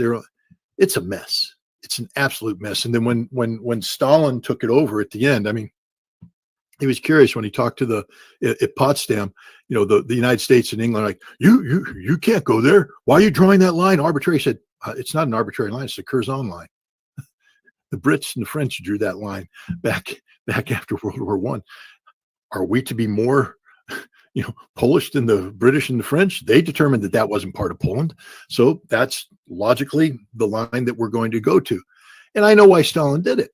But now today, when you're looking at creating long-term stability for the Russians, Western Ukraine is a cancer. That's just my opinion. I can't speak on behalf of the Russians, but from my opinion, Western Ukraine is a cancer. You don't want that. You don't need that. That's where Banderism originated. That's where it lives. That's where it thrives. How can you bring Ukraine into the Union state with this cancerous tumor attached to it? So I think you're going to be seeing things. But this is what the special military operation is all about. How do you give Western Ukraine to Poland, or create the conditions for that to happen? without allowing that to grow out of control. I mean, because if Russia yields, you give an inch, they take a mile. If you do it wrong, Poland then moves in and says it's part of us, and NATO expands into this territory, and we're not done with Ukraine yet. No. Huge balancing act, a lot of patience required. This is why this special military operation is unfolding the way it does. There's a lot of people frustrated. I used to be frustrated. I have no right to be frustrated, but as an analyst, you're like, I want big arrows, baby. Big freaking arrows. Jam it up there, rip it down. Marine Corps, hoorah, kill.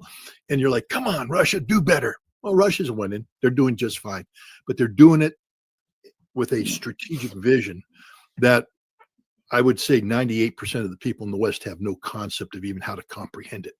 And there's a lot, and this is what leads to perceptions of weakness, in the West, because Russia isn't going for the kill, they're like, well, then Russia can't do it because they're weak. No, Russia's not going to do it because that doesn't solve the problem. Russia has said they want to resolve the root causes of this conflict. And the major root cause goes back to what I discussed at the beginning. The attempts by the West to transform Ukraine into a NATO fist pointing up to Moscow, that has to be gone, which means that the Ukraine that emerges from this conflict can't be a neutral, independent country. Nope. The Ukraine that emerges has to be solidly in the Russian camp. That's just the way this cookie crumbles, baby. I know there's people in the West, you can't do. Well, that's what the Russians are going to do. Yep. And now the question you have to ask yourself, if you're a Western leader, is, what am I willing to sacrifice to prevent that? Now, Europe apparently is willing to sacrifice everything. And now Trump appears to be heading down that same stupid path. Are we really going to go to nuclear war with Russia over this? Because I'll tell you what, as I just described it, Russia is willing to go to nuclear war over this. Yeah, this is existential. They are not going to give NATO access to Ukraine to threaten. That will not happen. That's the kind of stuff that you basically say, if you do that, that's the end of Russia. And a world without Russia isn't a world living in. Launch, launch, launch, launch. We're going to heaven. You're going to hell. Goodbye, baby. That's Russia policy in a nutshell. Now, are we in the United States? Ukraine is so important. We have to have Ukraine. And if we don't have Ukraine, then we have to kill everybody. Is it really that important to us? And I would like to believe the answer is no. But, now we're dealing with Donald Trump, whose ego is hurt. That's what this is all about, is Trump's ego. And he wants, to put some cream on it. And that cream's called, I'm tougher than you are. Let's go to nuclear war. And that's why the exchange, I don't know if you saw the exchange with him and Medvedev. Yeah. When Medvedev talked about the dead hand, it ain't a joke, ladies and gentlemen. I personally can attest. I was a weapons inspector at a factory that produced the missile systems that launched the codes for the dead hand. I inspected them.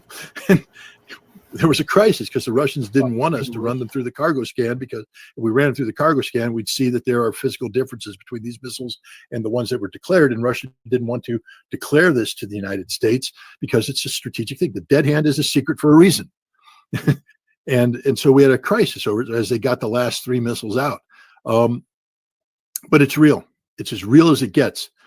And it's real because what Trump is doing right now is breathing life back into a Cold War fantasy.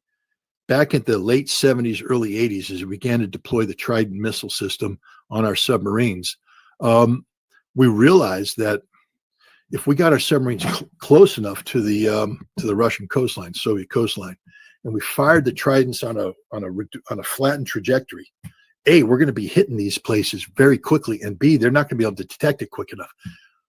We could actually launch a first strike that comes in and takes things out. And there were a lot of people in the Pentagon that were very excited about this. And the Russians picked up on it. The Pershing II would have been the killer. Pershing II gets deployed. That enables us to take out Moscow in 12 minutes. And the Russians are going, we can't have that. So in comes Perimeter, the dead hand. And basically, it's a series of sensors around Russia that detect radiation, that detect seismic activity, and also monitor communications. There's certain codes that go out on a regular basis. And if these codes don't go out, if they're stopped, and you also get a reading from the radiation sensors and the seismic things that suggest that, our our command center no longer exists. Then perimeter is activated. These SS-20 missiles were the ones they originally used. They have a regiment of them, and a regiment is 3 battalions of 9 missiles. This regiment always had 3 to 6 missiles deployed, ready to launch. These aren't warheads. These are the radio transmissions. 3 to 6 always out there, and they'd rotate one battalion back in for maintenance and all that. Another one rode out, and they just rotate them through. And then after the INF treaty, of course, they can't maintain these, so they transition these communications modules over to the SS-25, and they produce this. Today, it's, I believe, the SS-27. They have 3 to 6 missiles always deployed on ready standby, and if they're not getting the signal from the command center, it's all good because they have a guy right there every hour.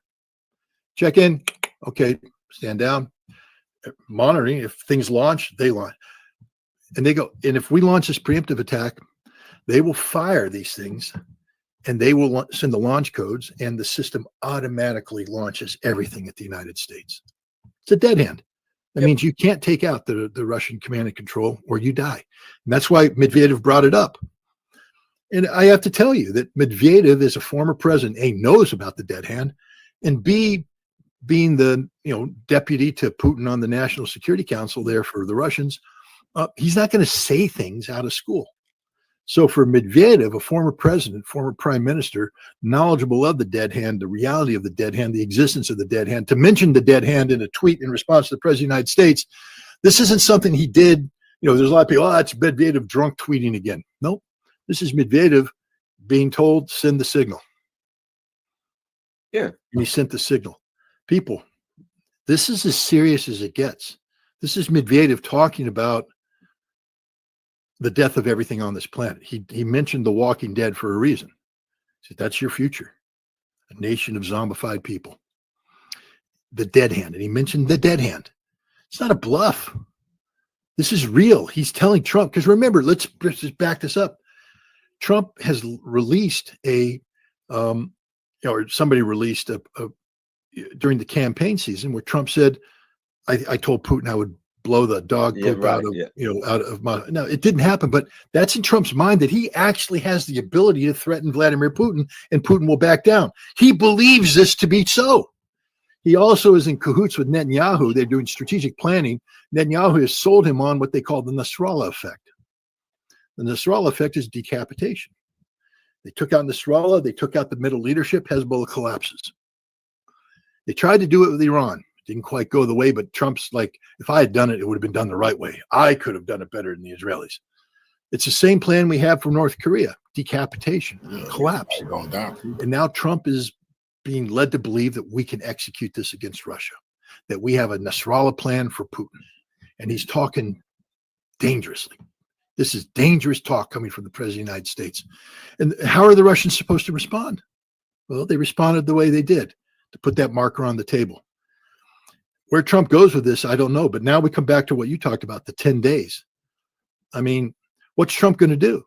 I think Trump is waking up to the fact that it's not going to impact Russia at all. You're not going to change anything about Russia's strategy. China is, I mean, I love Scott Bessent. I don't. That means I hate him. But, talking about China, he says China is going to look out for their sovereignty. You know what his conclusion was? So China is going to pay the 100% tariff. And I'm like, I'm fairly certain China didn't say they're going to pay the 100% tariff, and they're not going to pay the 100%. That's just you're saying that because China says they're going to protect their strategic sources, that they're going to pay the 100% tariff because they're not going to stop buying. No, they're not going to stop buying from Russia. And if you dare tariff them, China is going to bring the hammer of frickin' Thor down on your head. The lightning is called rare earth minerals and permanent magnets. And they shut it down before in April. They'll shut it down again. And that's the end. This time they won't reopen it. I agree. Trump has to know there are no alternative sources for this material. We don't control anything. We don't have a real deal with the Ukrainians. We have a fake deal. Remember he tried to set up something with Congo? He sent a 3-man delegation to the Congolese to say, hey, we're ready to make peace. They had to flee for their lives. They were going to get taken and shot because they're so ignorant and stupid. Afghanistan, well, hell, we used to be in Afghanistan. The Chinese got that deal now. China, the Russians recently recognized the Afghan government, and the Afghan government was in Moscow. No, the Chinese, and I think the Afghans don't quite trust us for a number of reasons. They trusted the Trump administration. No, we don't have, we have some of this material at home, but to extract it and to process it, it's very damaging to the ecology. And it takes time. We're not going to be able to immediately transition. So Trump literally is committing suicide. And now he's declared some sort of economic strategic emergency with Brazil. And we're going to go to war over Brazil, economic war. In India, the insults he threw at the Indians. I mean, my God. To sit there and say, Russia and India, I forget the term he used, disposable economies or something stupid. Yeah. And so we're going to find ourselves economies one of these days. And now Canada, again, a large trading partner. Canada said they're going to recognize Palestine. Oh, we can't do business with them either. I can't have a trade deal with anybody. Well, Donald Trump is going to find out that the concept of a trade deal with America is going to lose all of its luster. It's going to become meaningless. And nations are going to flee Donald Trump and the American trade deals like banks fled Donald Trump, the failed businessman. There's a reason why he went bankrupt. He went bankrupt because banks said, we can't continue to support this crap. It's not viable. Trump is turning the United States into a bankrupt Trump casino where he bluffed and bluffed and bluffed and bluffed and doubled down. Finally, the banks went, whoa, enough of this insanity. We're out of here. And the business collapsed. America's going to collapse. I was talking to somebody the other day, because Trump's out there, praising tariff, more tariff income ever, I said, you guys do know that they aren't paying that. We are. Yeah, we are. It's taxation. If Trump is saying he got $150 billion in tariff income, that's a tax on the American people. The American people paid that $150 billion through higher prices and all this stuff. When are we going to wake up to understand that this is just one giant grift, one giant con, one giant scam? There's nothing real about what Donald Trump doing other than the moral and financial bankruptcy of our nation. Well, here's and I'm with you on this. You can keep screwing with people, and I think I think China's sitting there saying, we're going to have to make a move, and if you sit down and make and so-called, they just left Stockholm. They were making a deal with China, and we got something, and we got a temporary deal for 90 days, and we're going to do blah, blah, blah, blah, blah. Okay. And then you come back and you say 10 days later, okay, China, 100% deal on you, 100% tariffs on you. Now you were just sitting down talking with them, and you had a 90-day reprieve between all of this trouble. And then all of a sudden you say, you can't buy oil from China. And China says it's our sovereign decision to buy any damn thing we want from anybody anybody we want to. This is absurd, right?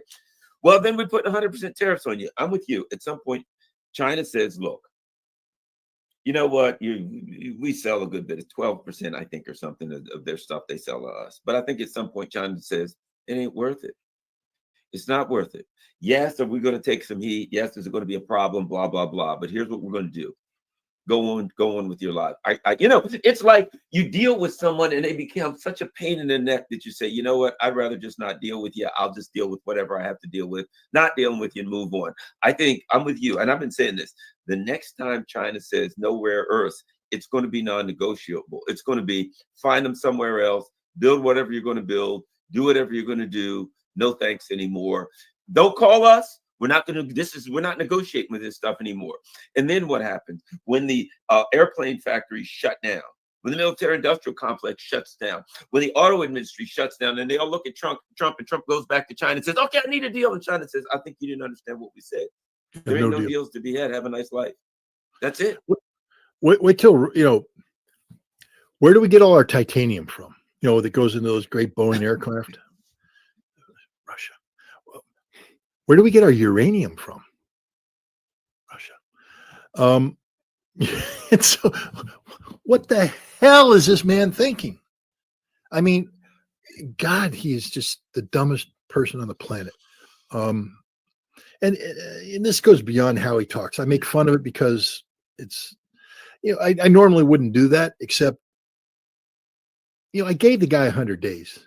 I was out there not fronting for Trump, because anybody who knows me knows that I never had any use for this man, but he was the president of the United States. Who doesn't want the president to succeed? Who doesn't want their nation to succeed?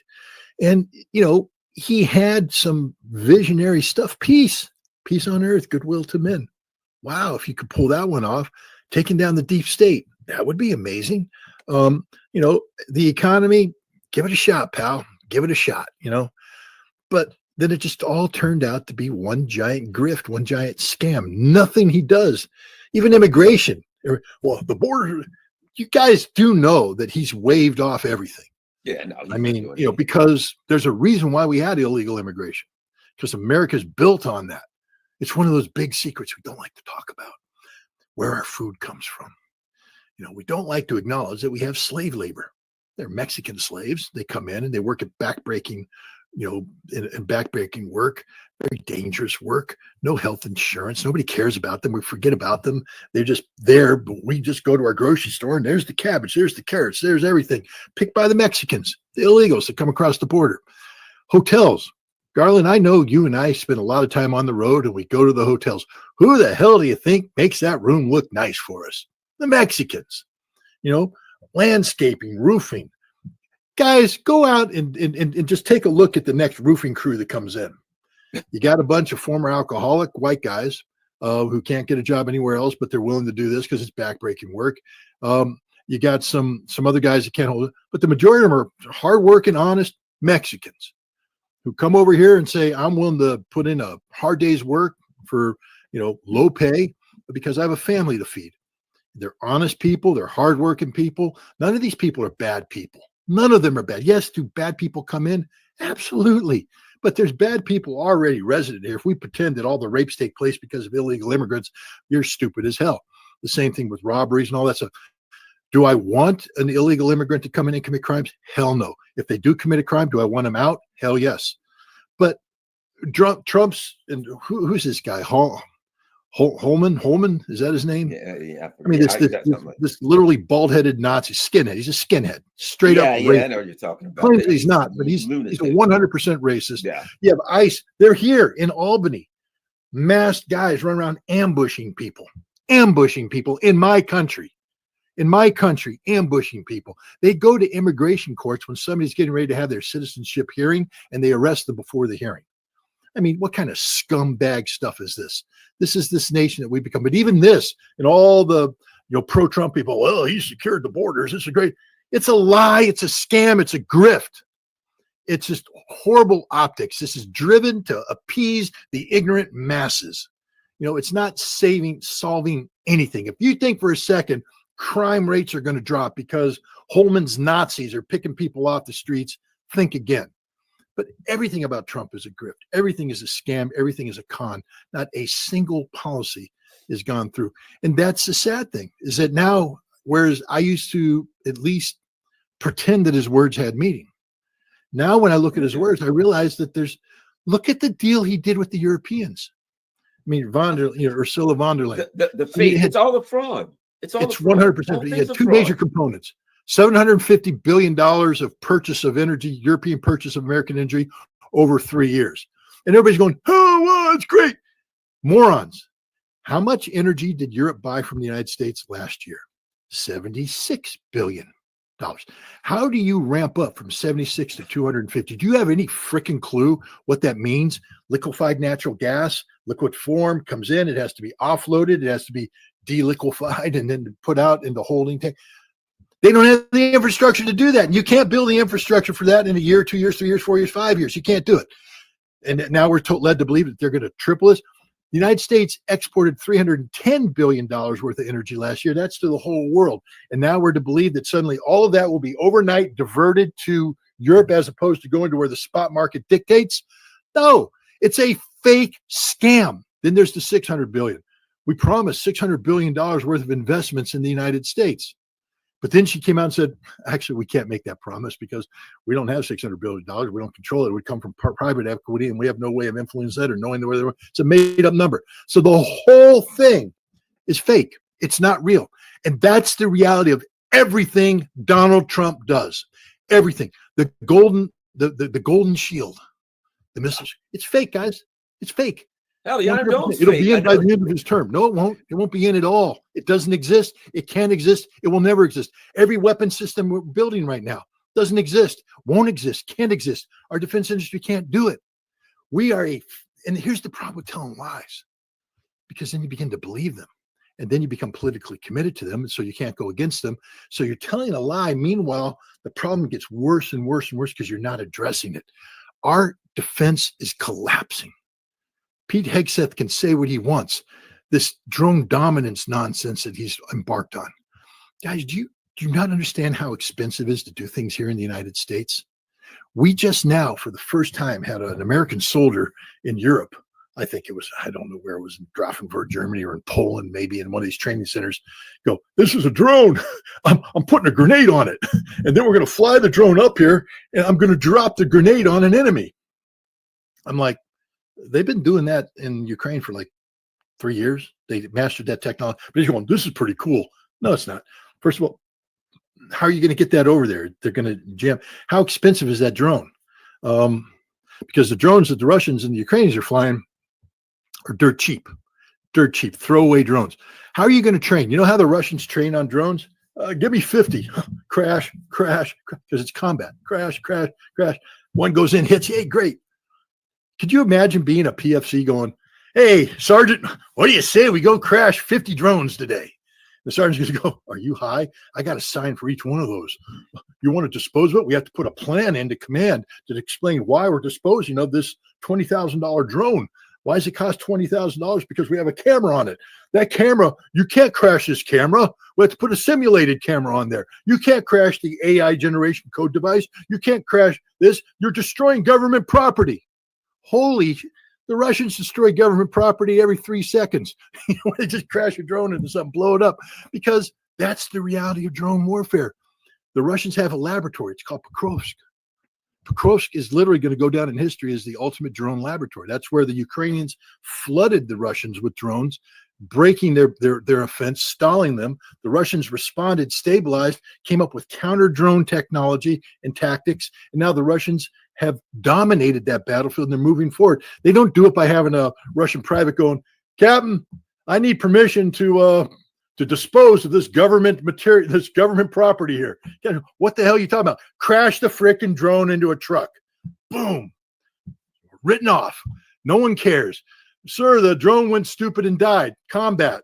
Get another one up there. But in America, sir, I want to crash this 20,000. No. Simulate the crash. No.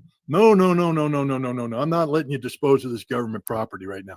That's how we operate. And we think that we're going to have superiority over the Russians. Did you see the video of the 3 Ukrainians, drone operators, veterans? They've been around long, and they did a video for NATO. And they said, just so you guys understand, all you people criticizing us right now, why aren't you beating the Russians?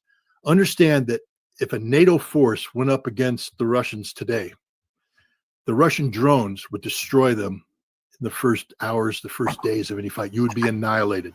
You wouldn't survive. You don't know how to survive. You have no concept of surviving. None, zero, zip. And that's the entire U.S. military. We are unsurvivable on a modern battlefield, especially where drones are being employed on the scope and scale that the Russians, the Chinese, the North Koreans, and any other potential enemy will be employing them. The Iranians. And this is the problem with lying. This is the problem with the whole Trump approach, making stuff up. It's a lie. You have to tell the truth, the hard truth. And then from that truth, you can't solve a problem unless you first accurately define the problem. And Trump refuses to define the problem because it makes him look bad. Trump has to look good.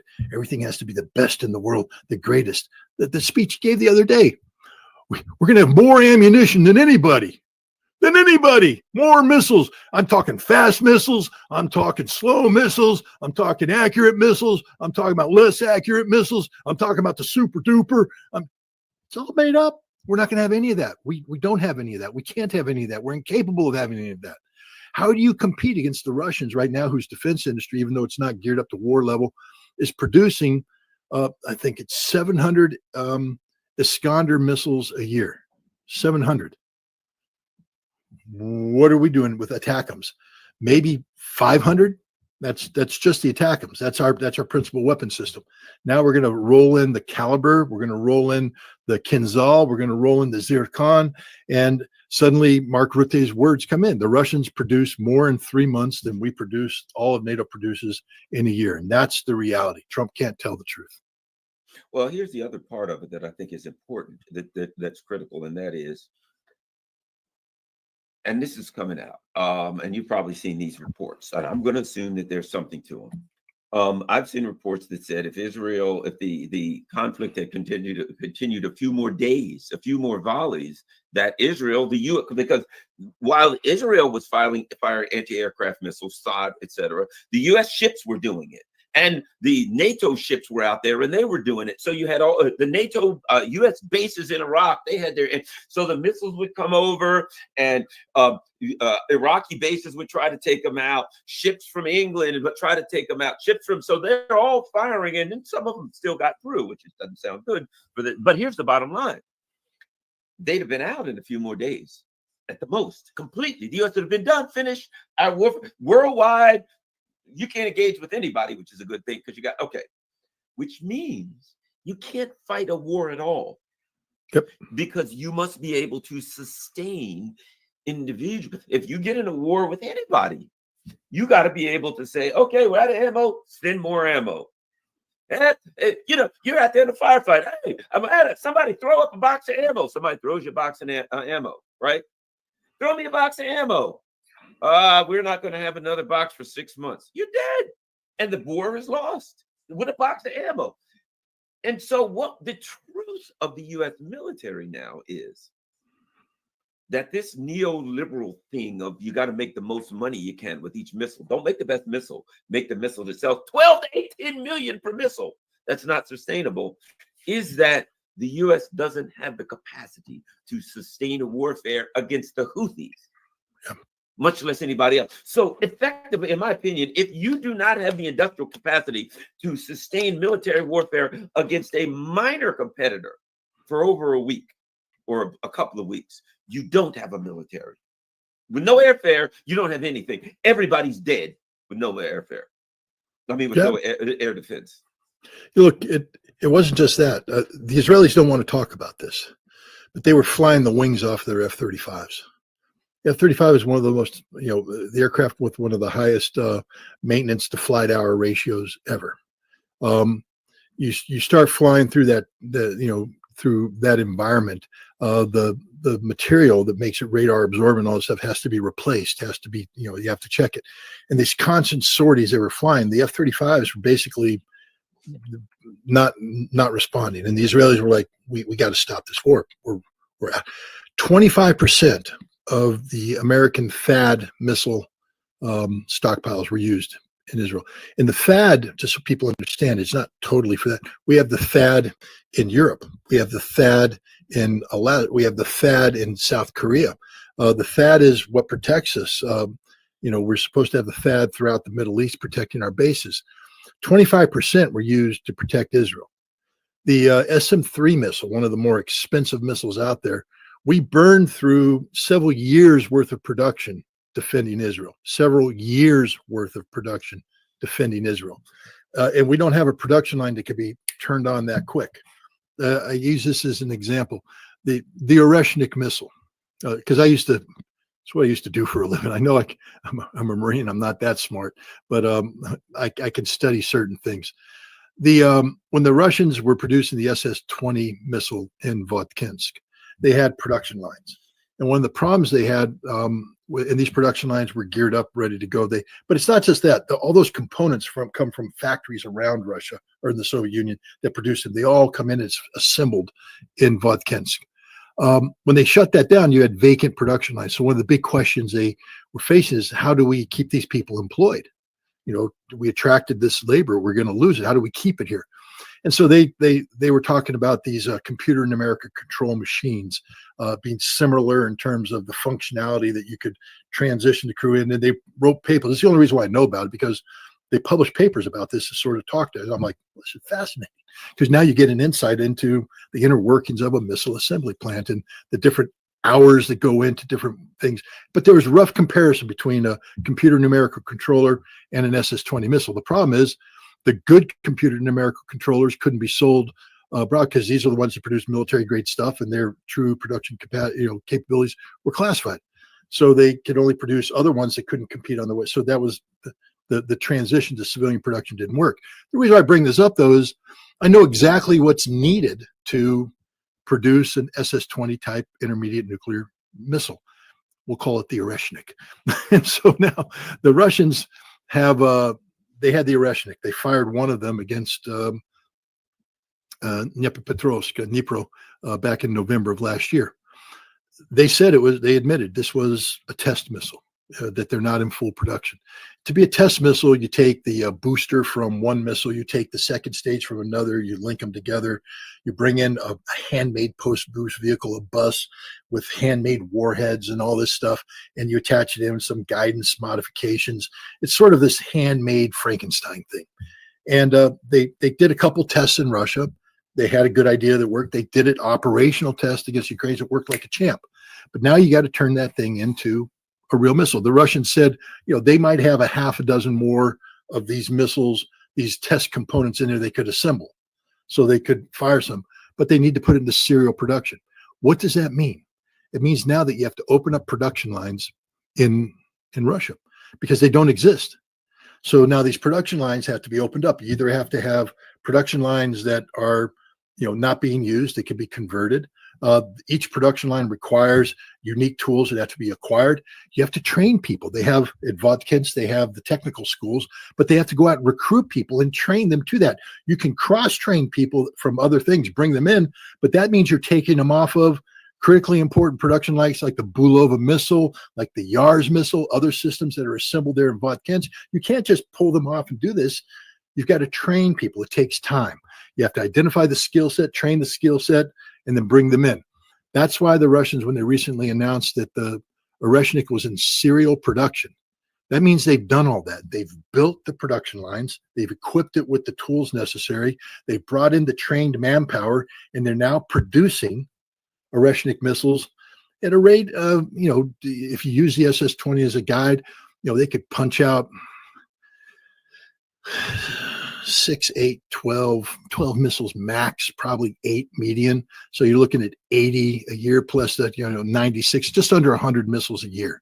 You could probably up that a little bit. The Oreshnik, there might be some priority to up that, but the Russians are going to be producing about, let's just say, between 80 and 100 Oreshniks a year in the production. And that's doing everything right. Now, go to the United States. Imagine, you've got a company now that's producing, SM3s. I forget who produces them. Raytheon, Lockheed Martin, somebody. And we say, oh, we need to produce more SM3s. But you can't just, they can say, well, if we maximize production output, we could probably squeeze another 10 SM3s a year out of this production line. But if you want new SM3s, we didn't need a new production line. Okay. Well, you have to get Congress to pay for it, because we're not paying for it out of our own money. You have to go to Congress. Congress has to allocate the money. Then you have to let the contract. The contractors has to come in and build the facility. You got to hire the people. I mean, this doesn't happen like it does in Russia. This takes forever. Ladies and gentlemen, we're not going to be able in a peacetime environment to massively increase our production capacity. The Russians have been able to do that. They went from producing 70 Iskanders to 700 Iskanders. The number of caliber missiles, again, are about the same. They're doing that across the board, and they're adding new missiles. The Oreshnik, my bet is that there's a newer intermediate range missile that they haven't talked about yet. The Russians have alluded to this. I have a feeling I know what it is, but it's pure speculation. But and that could be in serial production too. There was talk about in Vodkins they were going to build a completely new final assembly plant because the missile demand. I mean, Vodkin's is in a heyday right now. They're producing everything, and they just don't have the capacity. They've maxed out. There's a factory 235 downtown. They've maxed out the final assembly plant. These are solid rocket propellant systems. They can't produce them downtown. They have to get them out in the area. And they're talking about building a whole new facility, which, if they got it up, would double their manufacturing capacity of these missiles. And we want to have an arms race with these people? Are we stupid? The answer is yes. Yeah. Well, before we go, I would like to, let me ask you this, because here's what I think. Now, I've always said this about Trump. It's hard to corner Trump, because if Trump says, hey, Zelensky's a dictator, and you ask him 3 days later, hey, you said Zelensky was dictator, he'll say, no, me, I don't remember saying that. You know what I mean? The guy has no connection to anything he says 5 minutes ago, right? At the end of 10 days, he said, you got 10 days. If he does what he said he would do at 10 days and says, okay, 100% on India and China, but that also includes a bunch of other countries that are buying stuff from that are buying stuff, gas and fuel and stuff from 100% on all of these other countries all over the place, right? At that point, it would be economic collapse for the United States. What he's really saying is, if you don't do what I want in 10 days, I'll put a bullet to the head of the U.S. economy and I'll pull the trigger. I don't think he can or will. I think it's a bluff. But if he does, I mean, hey, we better all, we'll all be wandering around, looking for something to eat and a place to stay. But I think it's a bluff. I don't think he can, or even intends to. Scott, 10 days. What happens at the end? I think we're looking at a lot of trouble. I mean, at the end, what's going to come down to is, it's something you alluded to earlier. Are the Chinese willing to pull our asses out of the fire? Not again. And that's well, I mean, I can make an argument in favor of that they will. Yeah. China promotes stability and they want long-term stability. And I don't think we're at the existential point where, all is lost. If I were the Chinese, if I were briefing the Chinese leader, I'd say 3 more years, just wait 3 more years. 3 more years and this insanity goes away. I'd be saying the same thing to Putin. 3 more years, man. Just contain your frustration for 3 more years and the orange-faced fat man will be gone. And whatever replaces him has to be better. And Britain's and look, Starmer and these guys are all falling to pieces too. They're on the way out. They're done. Yeah, Europe's gone. None of them. My prediction is by the time Trump leaves office, the only major leader that might still be around is Meloni in Italy, but I think everybody else is gone. Even Macron, he's in trouble. His parliament is on the verge of collapse at every minute. They've got a budget that's just falling apart as they speak. They're talking about taking away social programs to the French. They may make them work. They may have to go back to a 5-day work week. But the point is, Europe is history, but China is about long-term stability, and Russia is linked to that as well, because Russia's no longer married to the Western economic imperative. Russia now is married to the Eastern economic imperative, and that means China. So I have a feeling that they're going to call Trump's bluff, and then when Trump comes back, they're going to be willing to let Trump. I mean, because you remember how the last crisis ended, how Trump ended it. I got a phone call from China. They're kissing my ass. They're lining up to kiss my ass. China bent the knee, and the Chinese are like, we didn't call you. And if you take a look at the deal, it's you kissing our ass. I mean, but the Chinese are like, whatever, it's your story. Tell it any way you want to. We just want to get on with business. I still think that there's some patience built into the system that we haven't crossed that. The only thing is this ridiculous rhetoric with Russia and how far Trump wants to go on the Ukraine issue. Because I just think Russia is going to continue to double down. I mean, when all this talk about Russia ramping up their uranium-3 production to 1,000 a day and starting to use 1,000 a day against Ukraine, I don't think it's idle talk. I think that this is the direction we're heading, where they're just going to flood the zone. They're not going to give any Ukrainian air defense systems that get procured a chance to be up and running. They'll just flood it until they die because, my God, how many? You could take an entire day's production, 1,000, at $2,000-3,000 per. Let's call it $10,000 per, just for the hell of it. So I'm not a mathematician, but 1,000 times 10,000 gets you up in the area of some millions. That 1,000 is cheaper than the one Patriot missile that comes up to shoot down one of those systems. It's much cheaper than the $1 billion that the entire Patriot, battery that's deployed is about to be destroyed by 1,000. The Russians can do this all day long, every day, for as long as it takes. Ukraine will never be able to match that. And here's the other thing in the West. We built all of these systems, the SM-3s, the THAAD, all this, were built to intercept Russian missiles, meaning that, expensive, millions of dollars versus millions of dollars. What happened? The Russians aren't playing that game anymore. They've got the missiles. I mean, hell, was it last night they sent 13 caliber, Iskander M's, I think it was, the cruise missile variant of the Iskander missile. 13 of them into a single target in Kiev. 13. That had to be a hell of a target because the Russians are they're not like they're frugal when it comes to their targeting. That was a high value target there. Yeah, that so you're sitting there going, had to go. 13. There's something there that they don't want to exist anymore. And but generally speaking, how are we going to protect Europe when the Russians put 1,000 drones against a target? They'll just pick Dusseldorf. You think you're going to have a German Rheinmetall factory functioning in Dusseldorf? No, it'll be gone day one because there's not enough air defense system in the world to defend it against what the Russians are going to throw in. The Russians aren't going to throw in all of their high-value hypersonics. When this war first started, we were all talking about the Kinzhal and later on the Zircon, the hypersonics. Well, they're expensive. The Russians are producing a lot of them now, but Russia doesn't need to. Just flood the zone with Shahed 136 knockoffs.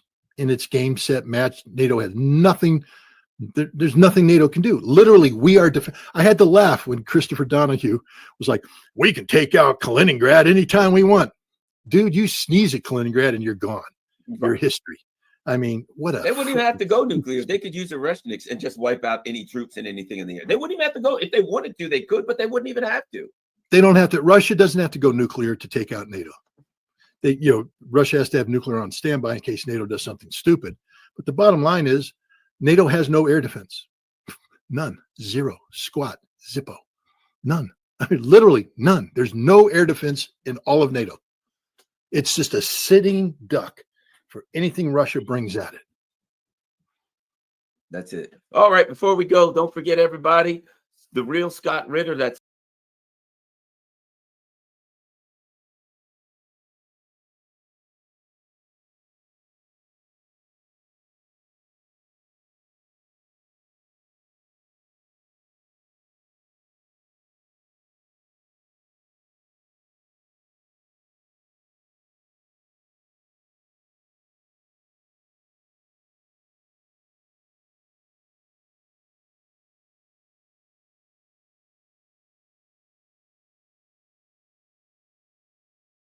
I want to start out by saying thank you so much to all of you for your patience over the last week. Well, we got into all of the latest with a special guest earlier, so let's take a listen to that conversation now. Joining me now to discuss is Carl Zaw, a geopolitical analyst and the host of the Silk and Steel podcast. Carl, thanks so much for taking the time to join me. Thank you, Rachel. Anytime.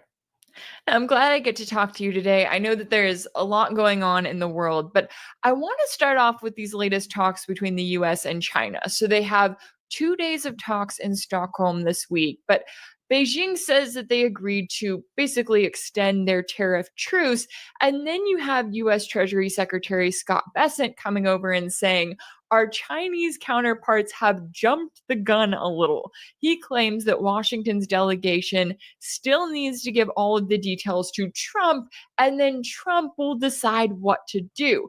So how do you view the current situation that we're in? Is it likely that an agreement has already been made, but that Trump wants to look like some kind of savior coming out and announcing what they already said that they would do a few days prior? Of course, Trump wants to claim all the credit. He wants to be the guy who tweeted out, "Oh, we just win big again, and China has come to the table." And this is another 90 days extension. We know they're not going to go back to the triple-digit tariff days of May. That's when ships are stopped coming to U.S. shore, and Scott Bessent panicked and had to chase Chinese vice premier all the way to Europe. And one of the key problem is the U.S. dependence on rare earth, including Pentagon. Pentagon's right now, China mines about 70% of the world's supply of rare earth.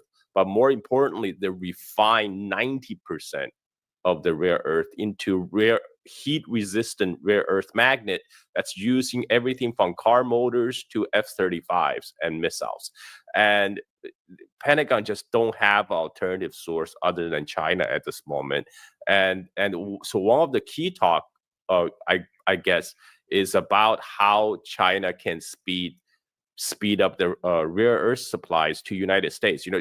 Last round of talks, China has agreed to extend 6-month export license for U.S. car makers because, China has no interest to cripple U.S. economy.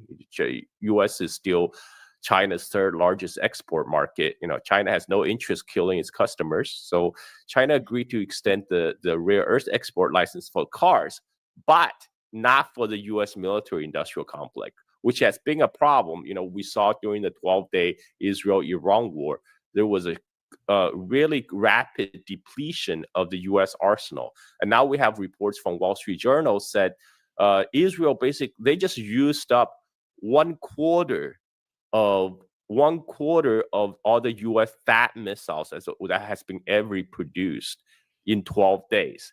And they're going to have a huge problem trying to restock. And adding to that restocking problem is China's export on rare earth controls. And how are they going to get that? And people in Washington are saying, "Oh, there's no problem. We just got to scrap our environmental regulations and dig, baby, dig. Just drill, baby, drill." Well, U.S. do have rare earth mines. There's a large mine called the Mountain Pass mine in California, just near Las Vegas.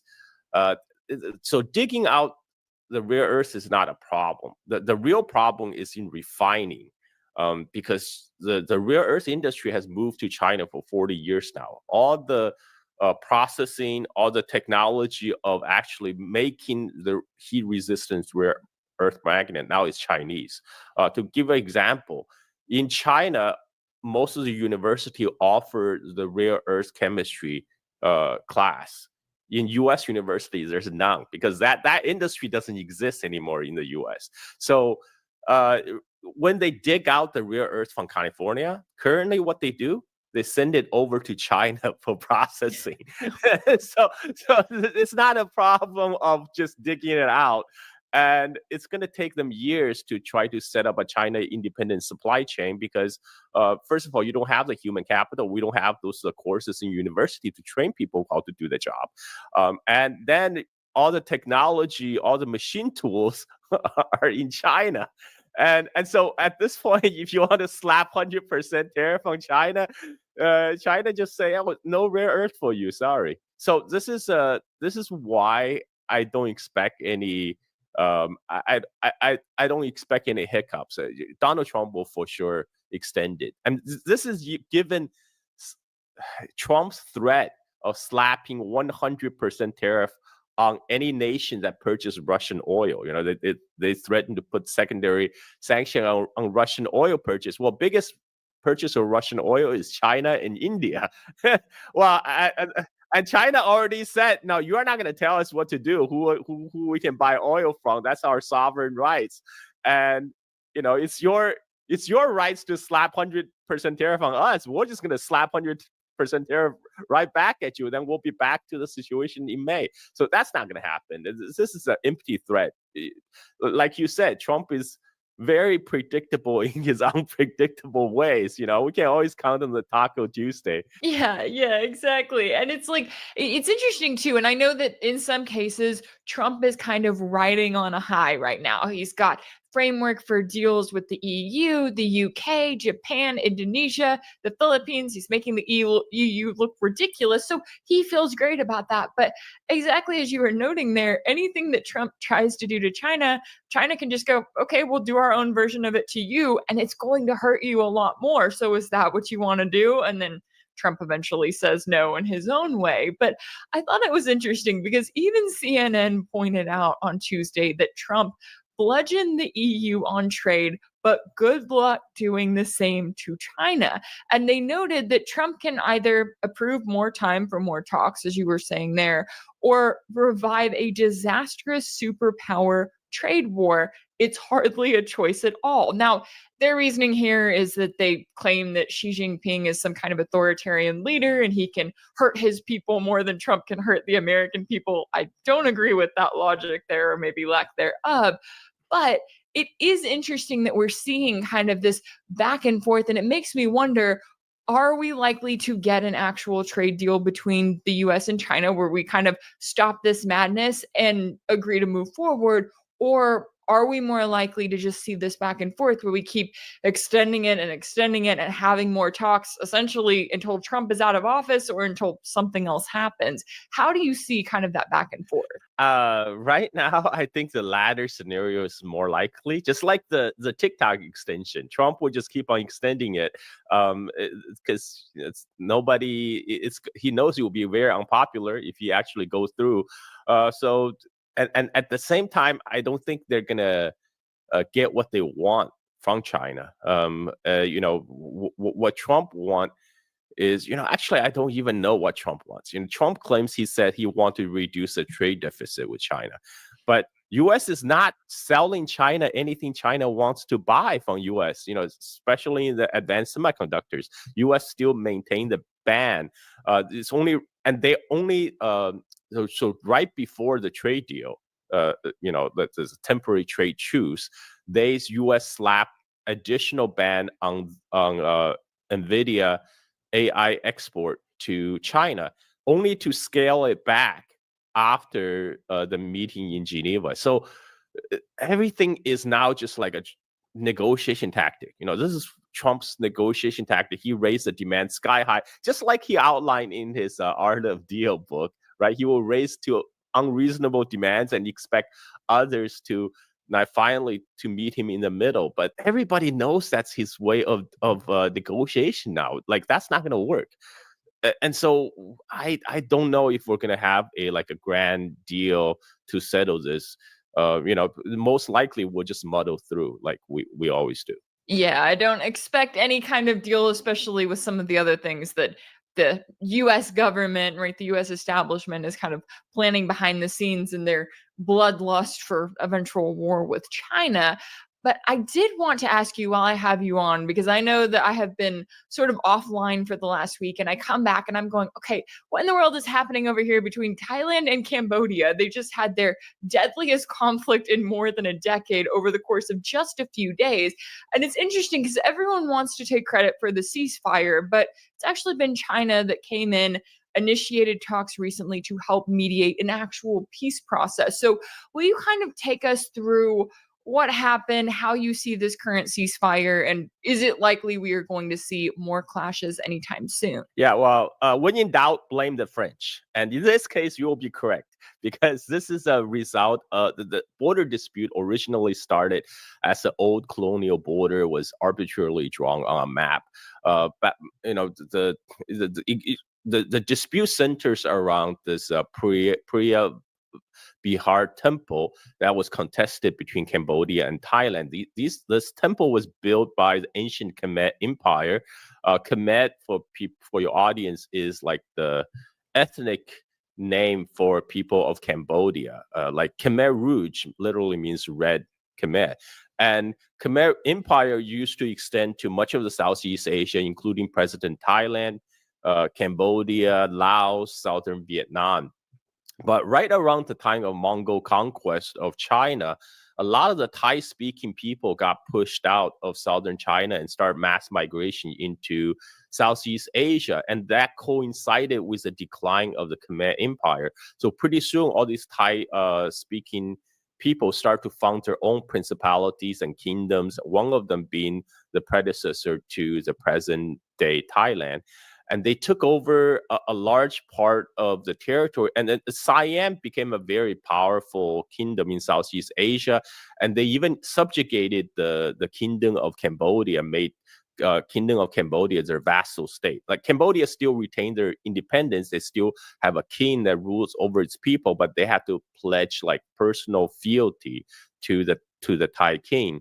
And then comes the European colonial power in the 19th century. The British came from the west. They took over Myanmar, incorporated that into British India. The French came, established what they call the French Indochina, which included Vietnam, Laos, and Cambodia.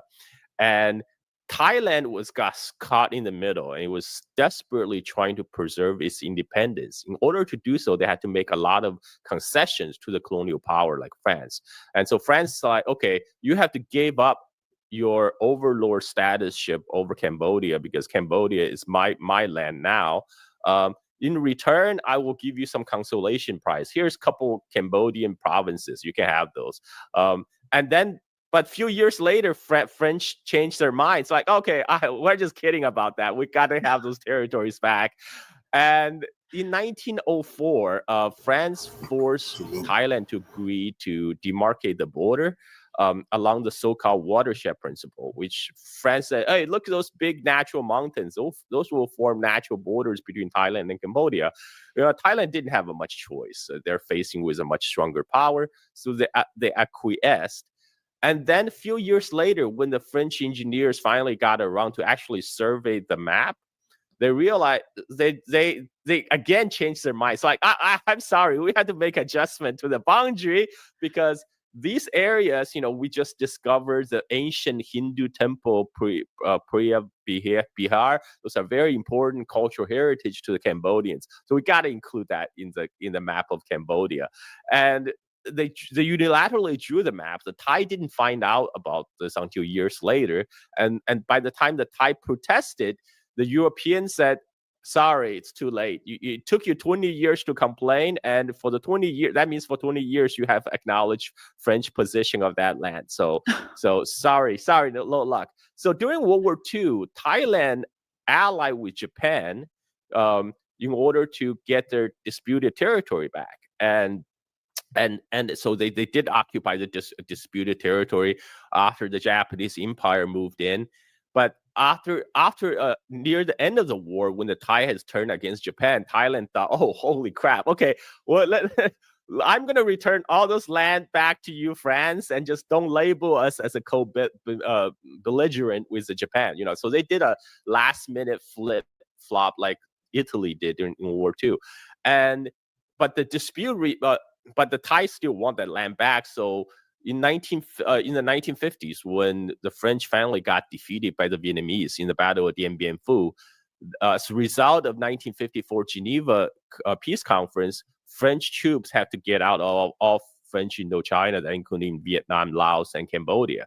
So after 1954, Thailand took opportunity when the French troops were withdrawing to move in to occupy those disputed land. And Cambodia then in 1962 took them to court, to the International Court of Justice, and the ICJ ruled that the temple should belong to Cambodia. But ICJ did not make a ruling on the land around the temple. So that presented a problem because the temple itself, it sits on top of a cliff, and from the Cambodian side, it's a cliff.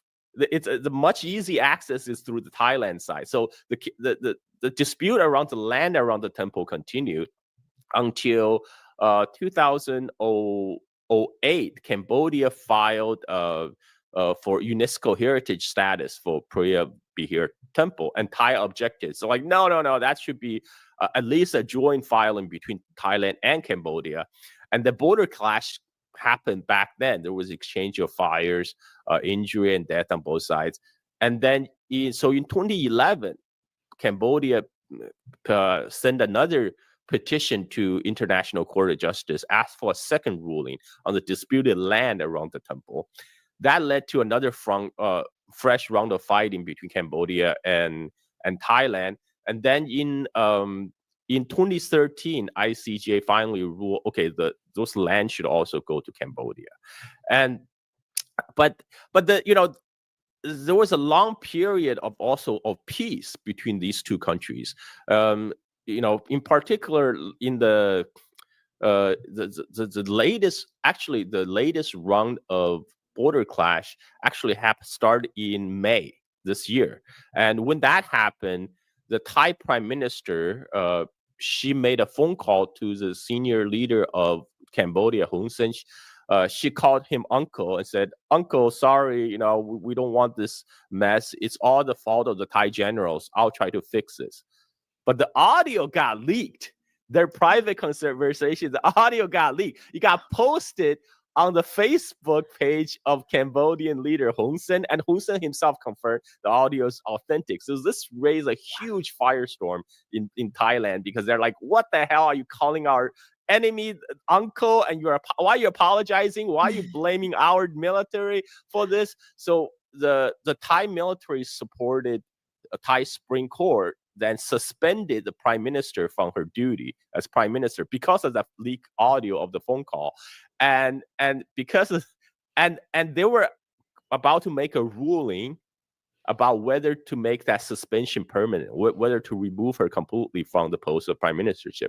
So it's at this very critical juncture that the fighting broke out again. And it was, and this is the most deadly, most violent clash since this conflict started a century ago. More than 30 people on both sides have died. The Cambodians were firing like Grats rockets into Thailand. The Thailand were sending F-16s to bomb Cambodian positions.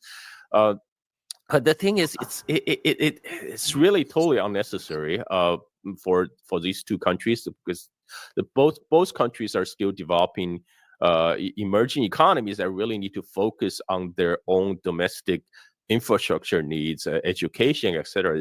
They can't afford to be distracted by this border war. And also ASEAN and China have a vested interest to calm things down, because China has a lot of China is friendly with both countries, with both Thailand and Cambodia. China has a lot of investment. It's involving a lot of infrastructure projects. China is trying to link up with the high-speed rail that's been building in Thailand right now. And in Cambodia, China is building this a big canal. So China, one thing that China really hates is instability, right? Because war is bad for business. So both China and ASEAN have a vested interest to come in and calm down the waters. And this is where Donald Trump's coming. I guess he really wanted his Nobel Peace Prize. So he got himself to make the phone call and threaten both leaders, say, hey, I'm going to slap you with 36% tariff if you guys don't come to the negotiation table. And so this is very interesting. There is a little bit of U.S.-China rivalry going on, because U.S. basically only lends U.S. sees Southeast Asia is as a battleground where they can battle or contain the Chinese influence. And a lot of people thought this might be a proxy war because Thailand is designated a major non-NATO ally of the United States, whereas Cambodia has been pretty close with China and more distant from the U.S. But the reality is a little bit different on the ground, because for example, the prime minister that's being ousted, hasn't been ousted, has been suspended in Thailand.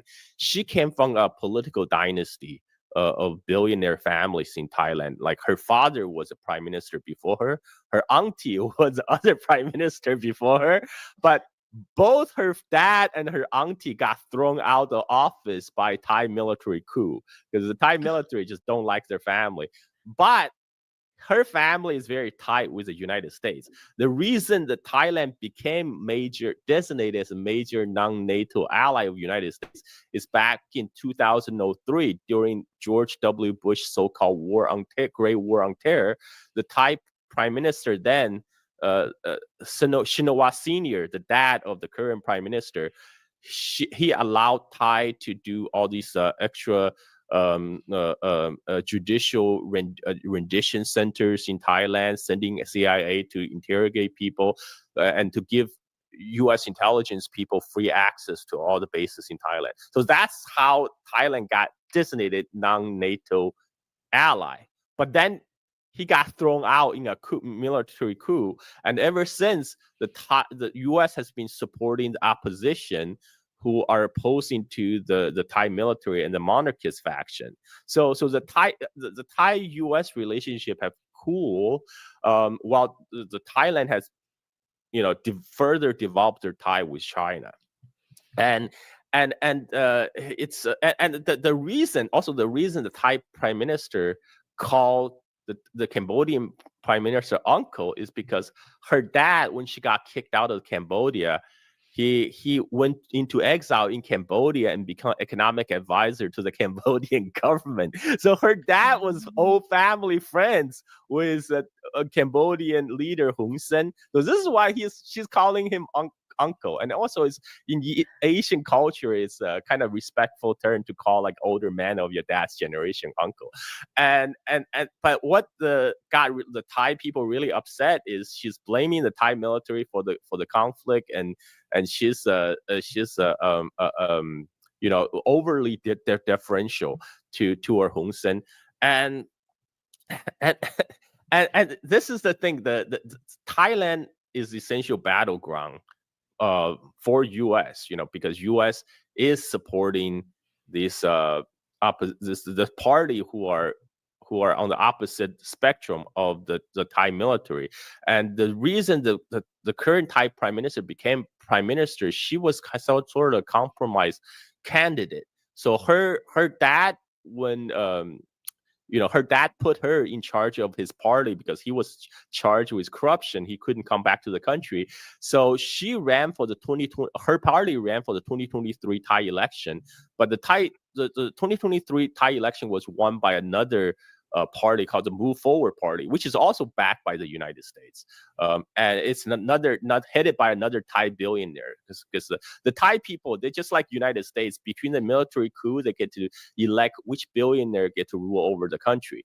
And but the Thai military really hated this young billionaire that won the election and said, "Oh, we will not work with this guy." And the Move Forward Party got like 36% of the vote, so they needed to form a coalition party. And originally they were going to form the coalition party with a younger Shinawatra, because her party came in second in votes. But at the last minute, she said, "Oh, we're going to bring in this military-backed conservative party into the alliance." And so the Move Forward Party said, "Okay, sorry, we're out." So she formed a coalition government with a military-backed conservative party, and she became prime minister. So she was like she was a compromise candidate that the military find more palatable than the other candidate, even though military hated her family.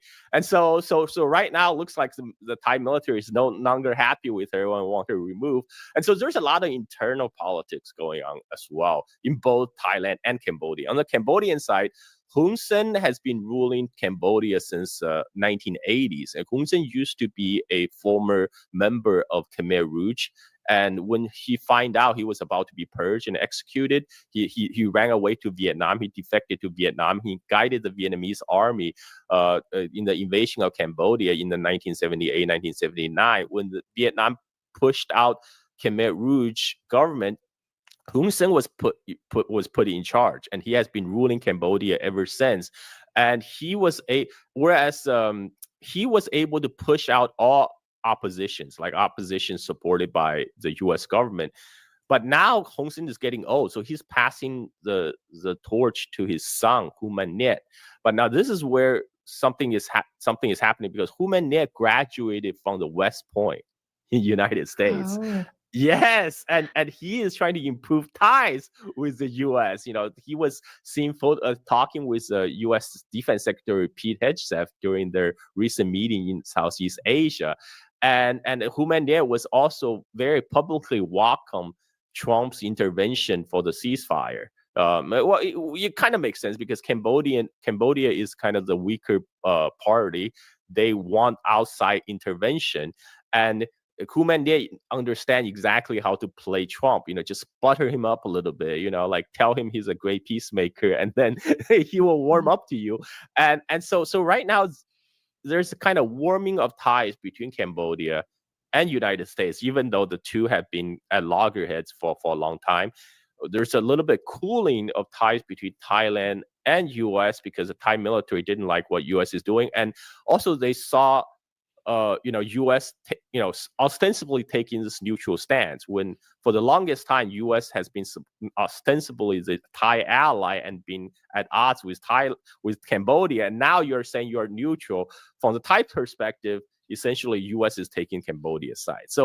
So this is going to be interesting because I foresee Thailand will continue to move closer to China.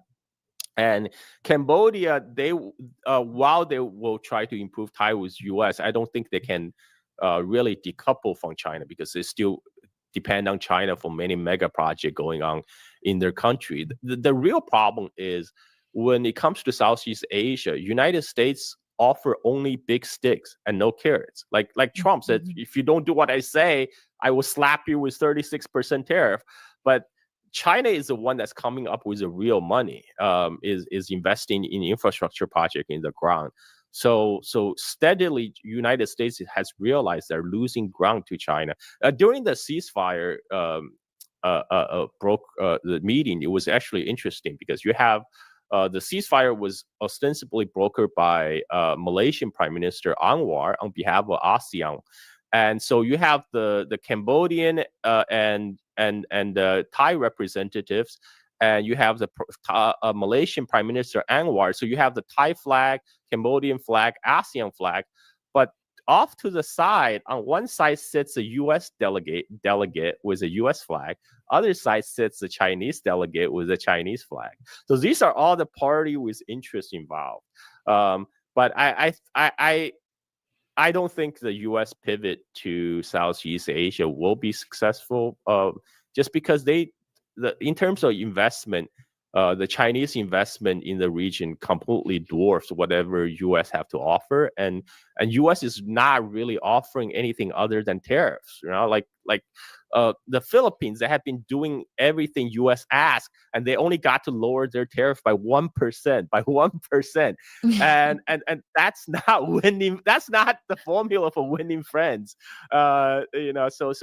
So I expect, the Chinese influence will continue to eclipse the U.S. influence in the region. There was a recent article in the Foreign Affairs magazine actually said the Southeast Asian countries already started to choosing sides. The former Singaporean diplomat Kishore Mahbubani had repeatedly told United States, "Don't make us forced to choose between U.S. and China. We really don't want to be forced to choose. We want to remain friends with everybody." But now what he's really saying is, if you when the shit hit the fan, if you really force us hard, we're going to have to choose China. And that's what's happening right now. Wow, that was exactly the rundown that I needed, because every article that I have read on this conflict included none of that information. So I appreciate you taking me through the literal history to get to this point. And that is an interesting point too, because I was kind of looking at this and trying to figure out, I know we previously talked about the India-Pakistan conflict and kind of how that could be seen as a proxy conflict, what weapons were being used, right? What fighter jets were being used, and how that also pointed back to the US and China. But when you're coming to these internal conflicts and the fact that, exactly as you noted there is a lot going on there, it's also interesting to me too, because I was reading this report earlier from Time Magazine. I believe their title was something along the lines of "China can take back Taiwan without firing a single shot." And in it, they basically say that, look, all China has to do is sit back and be normal, right? And convince the people, in this case, this also applies to Southeast Asia, hey, if you want to work with the US, you go right ahead and do that, but you cannot count on Trump. And exactly as you were noting there, when Trump's coming in with the big stick and he's threatening tariffs left and right, well, these countries, some to a certain extent might say, okay, I want to work with you. But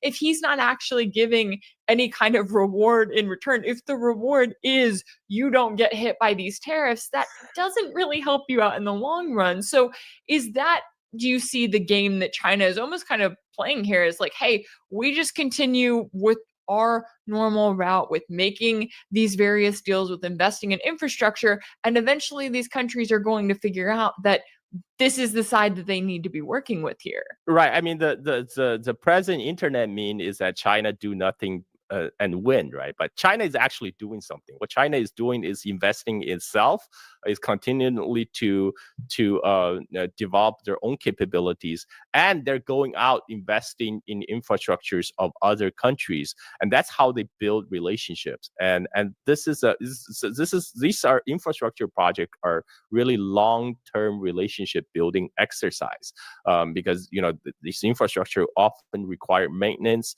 requires training, and China is doing a lot of that. They're doing knowledge transfer as well, and so this is how you win goodwill. And as you mentioned, Rachel, right now China is looking like the responsible global leader right now. This is why now you have EU leader von der Leyen going to China. You have the Albanese, the Australian Prime Minister going to China, because they realize, okay, there's an alternative. There needs to be alternative to United States. We cannot go down with the ship.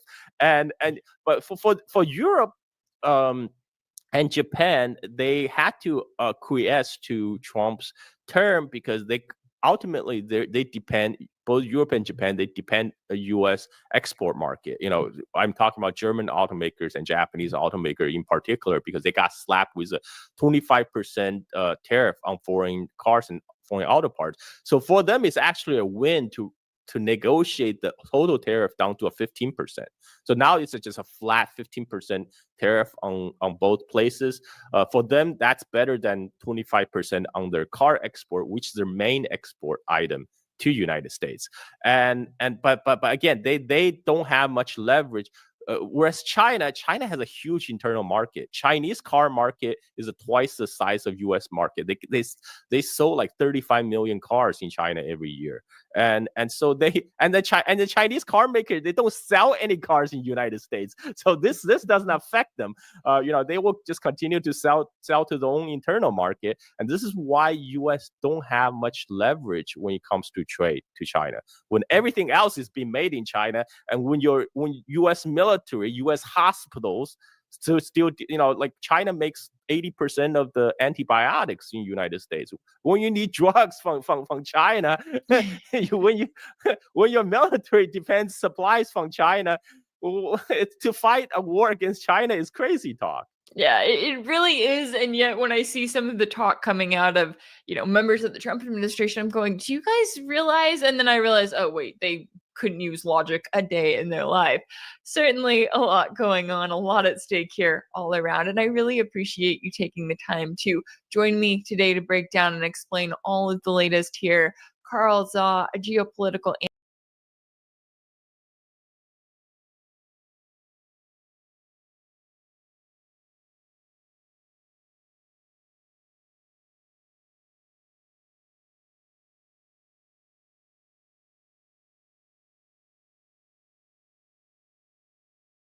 because of copyright issues. They said I copyrighted against my own music, my own audio that I pay every month for. So I'm going to go ahead and upload it again. I just wonder if all the 33s caught their attention.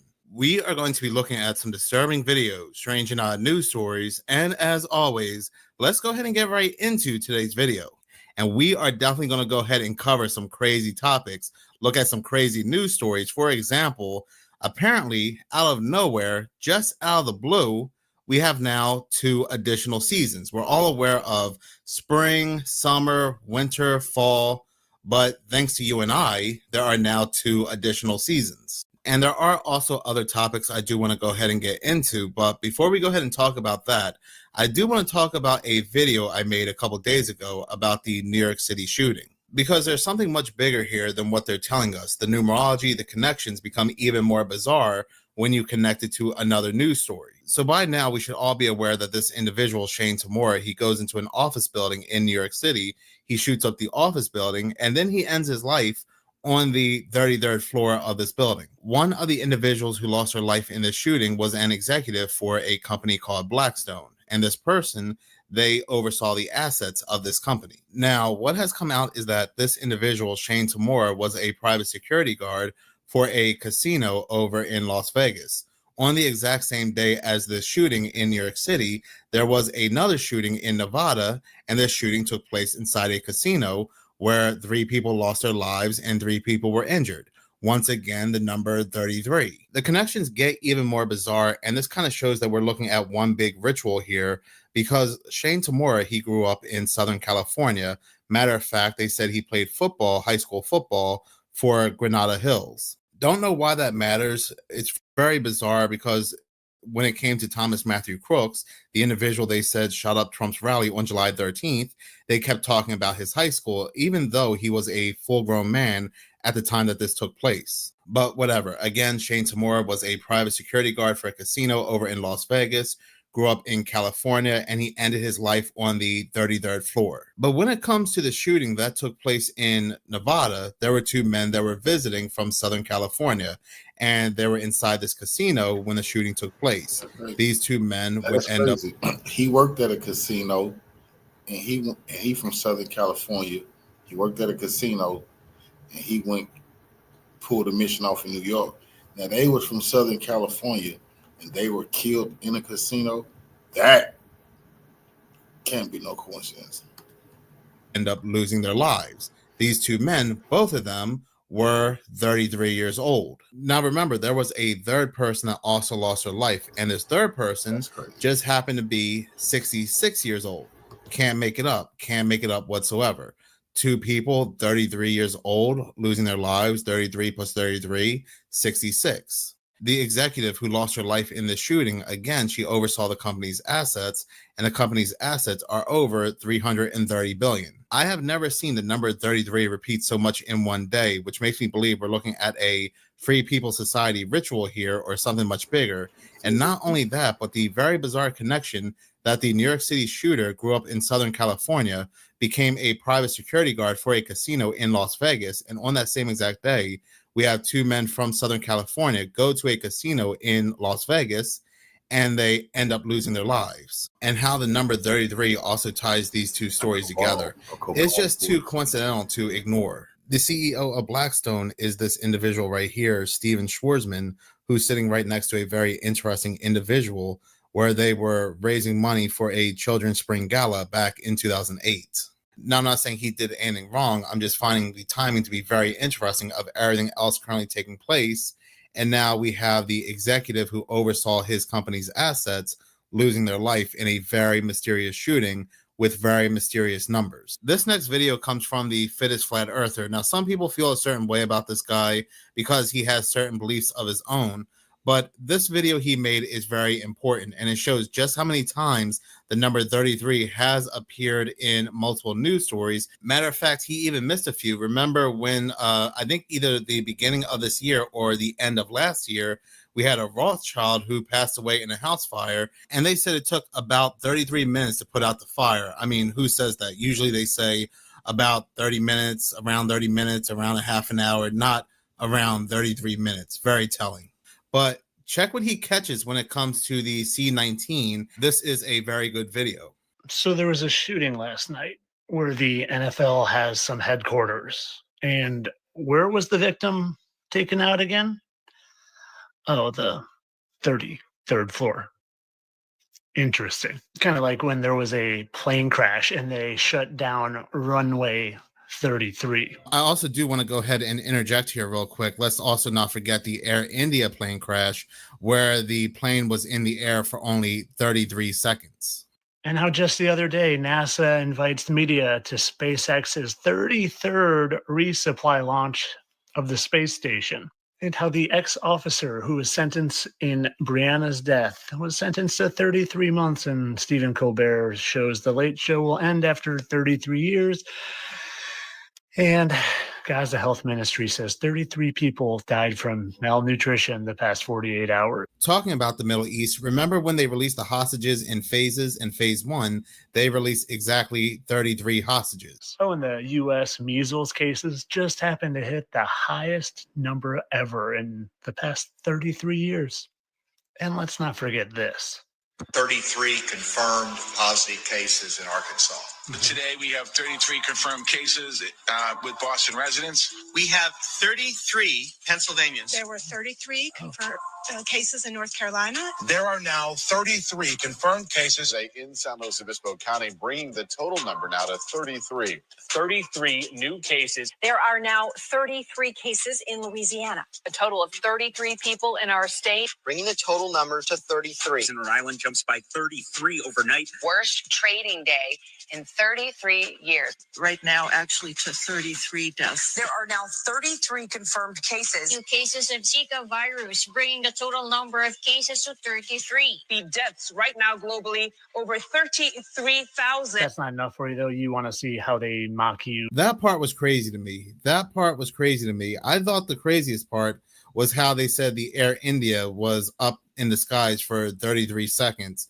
But no, the C-19 having multiple cases across multiple states, having exactly 33 cases. The number 33, of course, is the highest number one can achieve when they become a Freemason. Now, there are secret degrees, draconian degrees, but for the most part, when it comes to the public anyway, 33 is the number. This is where they learn more of the teachings of Albert Pike. They become enlightened to who they believe is the one true God, the Luciferian gospel. They believe that one true God being Lucifer. The 33 also represents the 1/3 of the angels that were casted from heaven. There is more that can be said and more that can be broken down, like the connections to the Kabbalistic teachings, but I'll say that for another bigger video. They are showing us who runs the show, who runs these news stories. And a lot of these news stories are just fake, are just distractions. Or if they are real, they are not playing out how they actually played out. Like probably what we're seeing in the case of New York with this New York shooting. News and media wants us to believe that a man who is almost 30, who held down a full-time job as a security guard, had a gun license, had a issue with CTE back when he played football in high school. So he drove across state. So he drove across to the other side of the country to New York to target the NFL building. But the person that happened to lose their life was the CEO of a major company, Blackstone, was the executive of Blackstone, whose CEO has connections to certain people. These news stories are becoming more and more outrageous and unbelievable, and we are being flooded with them, and we have to shift through them to see what makes sense and why it makes sense and try to connect the dots. And when you call these stories out as not making sense, and then you see a certain organization's calling card, the number 33 all over the story, you're still a kooky, crazy conspiracy theorist. And as AI progresses, it's only going to get worse. And who knows how long they've had this powerful AI for. We, as the public, only have access to this AI just very recently. But the so-called powers that be may have had access to this and been using this for decades upon decades upon decades. Who knows what we've seen on TV that was a very big event, a horrible event, that may have been fake. Or again, even if it's not fake, it may not have played out like the way we have seen on TV. You never know. What happened over in New York is a lot bigger than people believe, because if they can feed us these fake stories, feed us these news stories that make no sense whatsoever, or news stories that happen in ways that are different than we believe, stories that happen in ways that are different than news and media are presenting us, then what's that say to much bigger news stories that are coming in the future? Like, take, for example, this whole alien stuff they're trying to make us believe, these hostile aliens, or Apophis. It seems like the so-called powers that be are constantly testing the intelligence of the public to see what they can make us believe. And again, this will all play into much bigger news stories that may encompass the entire world. I'm not going to go ahead and stay too much longer on this topic. I will include another segment towards the end of this video, someone else's video that shows that what happened in New York and Shane Tamura might be AI. But I'm going to go ahead and, like I said, include that towards the end of this video. So I had covered a story about the Grand Canyon. Apparently, a quote-unquote massive wildfire had broken out inside the Grand Canyon, all thanks to what they're saying anyway, was a lightning strike that happened on July 4th. Now, on that exact same day, the fire, it was controlled and contained, yet now they're saying that due to dry and windy conditions, the fire just exploded. This massive wildfire had a very unique and telling name.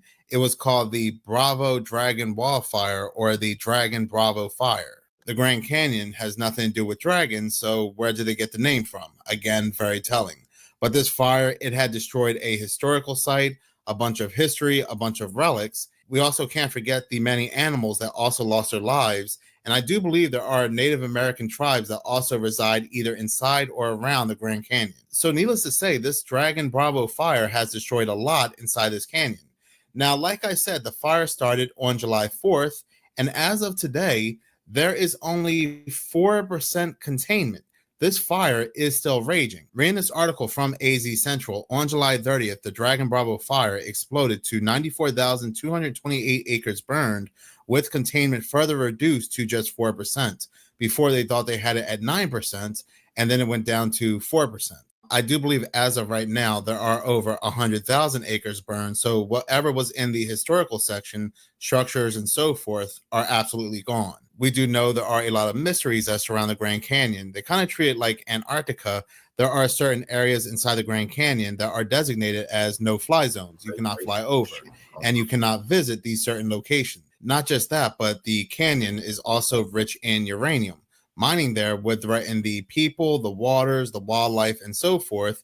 And if none of those exist there, now the mining can go ahead and commence. Kind of makes you wonder why they're not using these certain companies to go ahead and cloud seed the clouds over the Grand Canyon to help combat these fires and make it rain. But I guess you don't want to put out fires that you started. But talking about wildfires, in this next segment, Earth apparently has 2 new seasons, and they are saying that it is not good news for our planet. Reading this article from WION News, which was published on July 29th, this article goes on to say Earth no longer has 4 seasons, with human activity adding 2 new ones to the annual cycle, scientists have asserted. Now, when they go ahead and blame human activity, are they going to go ahead and talk about how they are spraying Satan in the skies? Are they going to go ahead and talk about these chemicals they are spraying all over the atmosphere? More than likely not. Or how about that news story I covered a couple days ago where they are admitting to, over the course of 12 years, if not longer than that, they are spraying things into the clouds to make them more reflective so they can go ahead and dim the sunlight. More than likely, we're not going to hear about that in this article, but continue to read the article. It says, these are the haze season and trash season, which have ruined the ecological system and threaten to wreak more havoc in the coming years. The strange new occurrences also mean they are causing an adverse effect on public health. Of course they are, marine life, and basically the entire rhythm of our planet. The trash season, which occurs from December to March in countries like Indonesia, especially Bali, the Philippines, and Thailand, this is because of a shift in monsoon winds, which cause ocean currents to carry huge volumes of plastic waste to the beaches. The mounds of garbage are massive and have become so common that locals now know exactly when they will start appearing. A similar trash season also occurs along the United States East Coast, where the Gulf Stream pushes debris floating in the ocean towards Florida and the Carolinas. The haze season begins in June and runs through September. The toxic cloud of smoke travels to Singapore, Thailand, and other countries beyond them. Researchers say that beyond Southeast Asia and India, the hazy skies will also blanket the United States, mainly the Northeast. Here in the United States, we have seen a lot of orange hazy skies. Matter of fact, the skies have been so hazy that the sun has been looking very bizarre.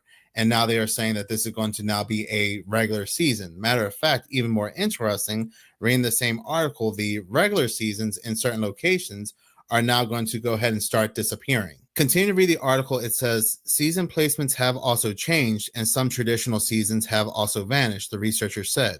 Regions like the Andes and the Rocky Mountains lack snow, which makes them host the winter sports. Seabirds are also not returning to Northeast England to breed at their usual times. And remember what I said in a previous video, the birds are acting very bizarre. More and more people are noticing that they are chirping at all certain hours when they should be asleep. They're out there chirping at night. Now, like I pointed out in that video, I'm fully aware there are birds that chirp at night, like certain mockingbirds and owls. But I'm talking about birds, and I pointed out birds that you hear during the day are also chirping during the night. Their rhythms are screwed up. Then there are arrhythmic changes, which means that spring and summer seasons have shifted out of sync, with one coming early and others stretching longer than its usual span. And again, it's something we also noticed. In some places where it should be very hot in June, it's snowing. Researchers are also coming out and saying that the days are getting much shorter. And again, this is not just something from driving around in certain cars or cow farts and farmland, and they want to go ahead and now blame corn sweat. This is not just that. I mean, what are the adverse effects of spraying things like Satan in the skies? What are the adverse effects of spraying things into the clouds to go ahead and dim the sun? I mean, what are the adverse effects of dimming the sunlight on the planet, a natural resource we all need? These people are very, very evil, and they are terraforming the planet for something while they go ahead and hide in their underground bunkers, to the point now that we are all noticing they have to come out and give us some BS explanation of these new seasons. And now we're going to start noticing that the older seasons we're all familiar with are going to go ahead and start fading away in certain locations, to the point, I guess, they fade away altogether. I mean, how much geoengineering, solar geoengineering are they going to go ahead and do, which they are now admitting to more and more, especially now that we have news articles coming out that they are doing it in secret as well? How much will there be until we start noticing these very dramatic changes? And while they're terraforming the planet, introducing these new seasons and things like that, we have to remember how it greatly impacts the farmland, the crops, the wildlife, the animals that we eat, and again, the nutrients that we go ahead and take in. And at the same exact time, while all this is happening, this will go right into another segment when it comes to jobs. In the day and age of AI, more and more companies are letting people go. Matter of fact, my company very recently did something what is known as a VRSP, or a voluntary resignation, where if you go ahead and voluntarily resign, they'll go ahead and increase your severance and give you certain benefits. It's basically a sign that the company is about to do a massive layoff. So basically nobody is safe, and surprisingly, not even truckers. About a month ago, I made a video where I spoke about a news story where certain companies are now introducing autonomous trucks that drive themselves. And one of those companies happened to be UPS. And apparently UPS is another one of those companies that will be adopting that VRSP model. Some jobs and close to dozens of facilities. And that's a wrap, Jack. UPS is offering buyouts to drivers for the first time in 117 years. And you can thank tech and AI for that one. If you have 5 years of service, you're going to receive $1,800 per year of service as the buyout. They're going to get rid of 22,000 of you. Regardless of what you say, the union is not going to be able to do anything. Are your skills transferable? They are getting autonomous vehicles ready, even at UPS. UPS has begun testing autonomous electric shifters. So this is what the shifters actually look like. UPS have said the shifters will be driven first, and later on this year will be tested autonomously as well.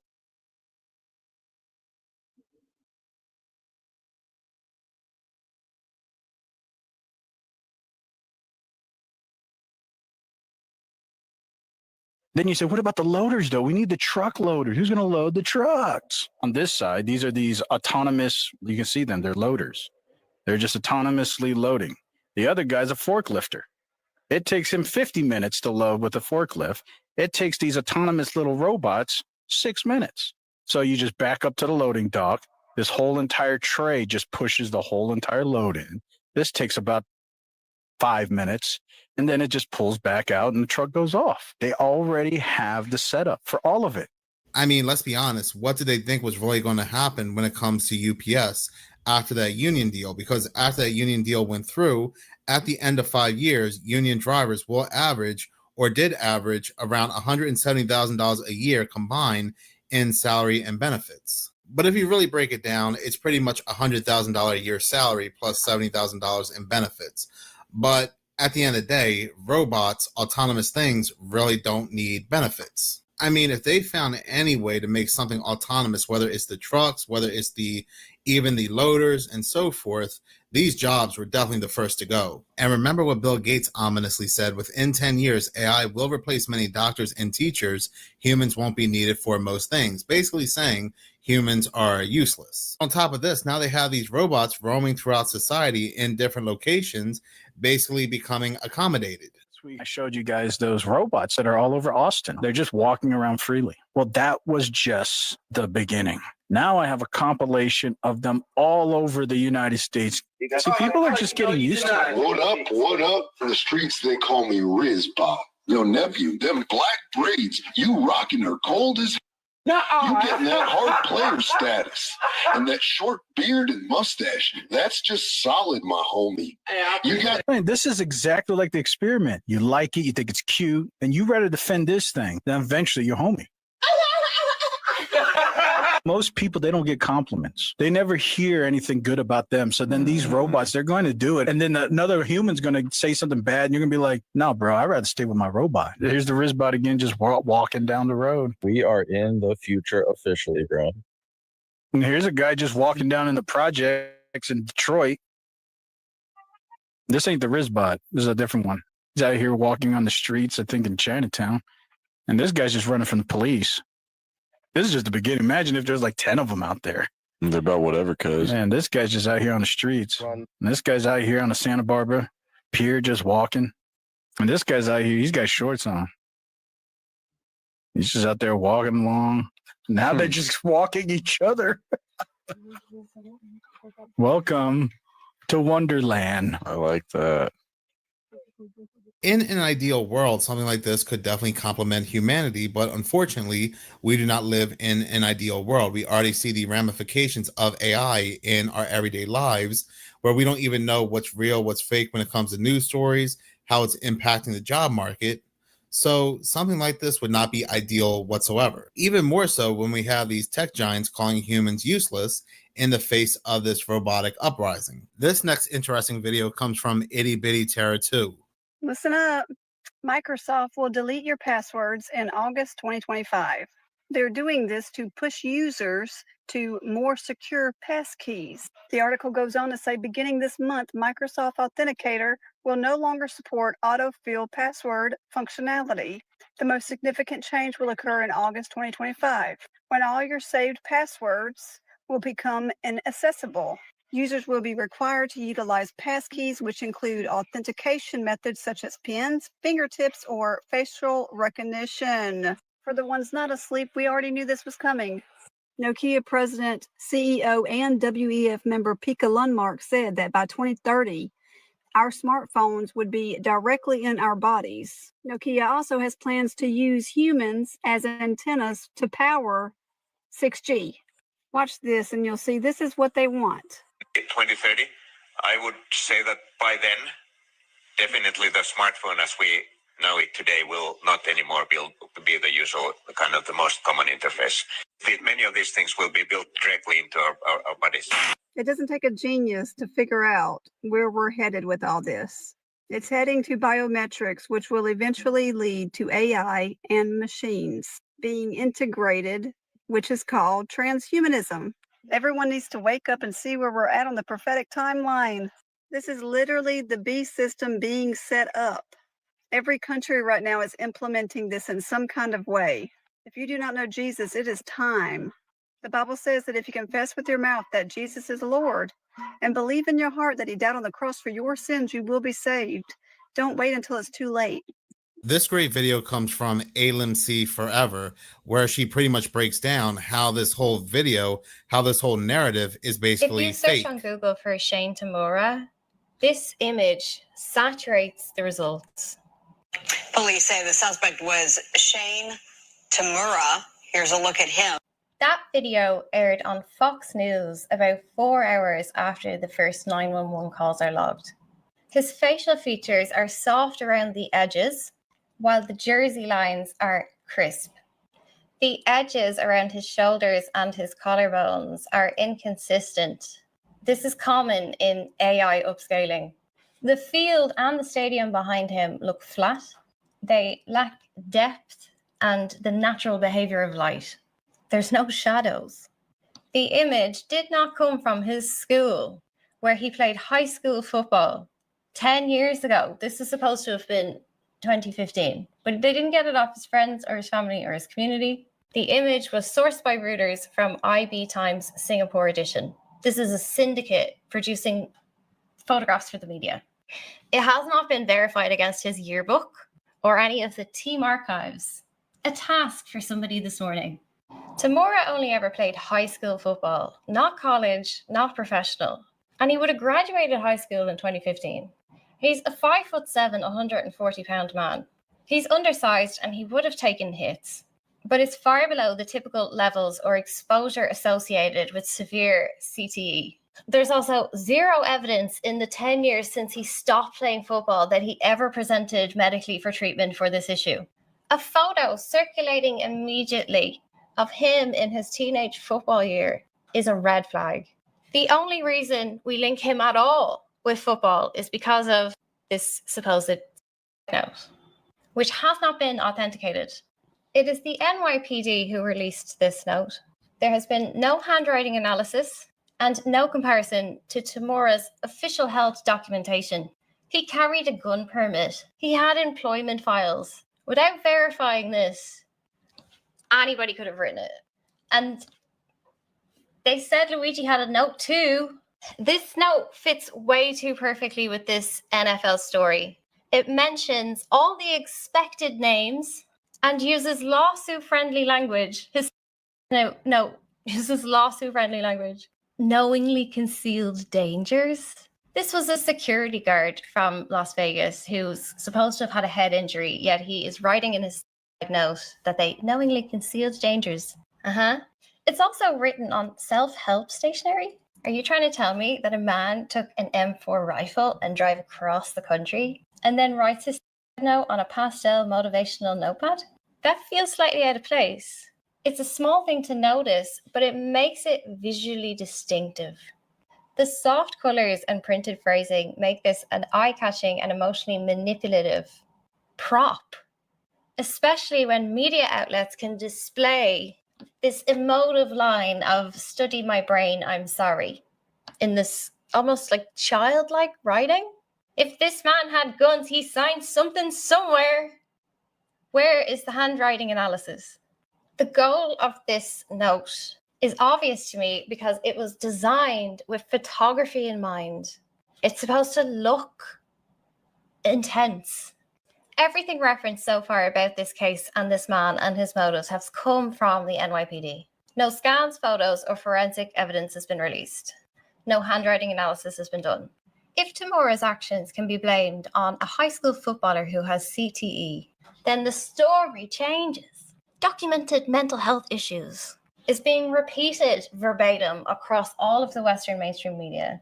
They are trying to reinforce to you the image of an unstable man. In other high-profile cases, like Luigi Mangione, convenient notes found in backpacks were used to present a tidy narrative. Brain damage and mental illness are easy targets, and the NFL is a big, familiar target. Readers understand these things without needing any context, which distracts from the far more politically dangerous angle that he just killed one of the most powerful housing fund CEOs in America. I asked AI to bring me back some facts about this person, and one of the first things that it returned is that he had a 600 rushing yard and 5 touchdowns. How the fuck? In his high school, in 2015, and that is at the top of Google. This man has apparently had no social media footprint whatsoever. A 27-year-old man has no public photos, except for this. No independent reviews. Had he no friends? Had he no teammates? No co-workers? The media is saturated with the NYPD narrative and secondhand quotes. And AI footage. Where's his family? The lack of social and personal images creates a vacuum where the media is able to plant just 2 images, one of him playing football and the CCTV image from the shooting, and that is what's defining him. And that's very convenient. It leaves for no competing context. No pictures of him working as a security guard in a casino in Las Vegas. No evidence of his economic situation. No context of his life outside of this incident. That image adds no facts to this case because that man has not played football in over a decade. It's more important to talk about the fact that he had a job in surveillance at a casino. People don't need to instruct Google to hide Blackstone. They simply flood the media with the same images and words. which is exactly what's happening here. I can tell you this is manufactured consent without reading a shred of evidence about Shane because I know how the media behaves. After the shooting, Mayor Eric Adams and the NYPD seed this story that Tamura was targeting the NFL. They fabricate a note and a video. None of it has been authenticated. The full text hasn't even been released. But already that single story is controlling the narrative. And AP and Reuters moved within hours. And every single news outlet is running the same talking points. They couldn't even run it through a generator to change small dog to puppy. It is verbatim from the NYPD. Because hundreds of sites use the same wire text and the same images, Google's ranking system locks it in. It's authority, volume, and speed that push that narrative up. So now when you search for this person, you don't see 27-year-old casino worker in economic hardship. You see football player, even though he hasn't played football in over a decade. And there wasn't a single mention anywhere of any kind of a grievance with the NFL before this note. This is how narrative control works. It's an ecosystem that amplifies whatever the wire says, whatever the official story says first. What the NYPD put out is taken as final. Like they haven't been caught in a century of lying their ass off. Come on. And yet people still believe. Cool, Follow me.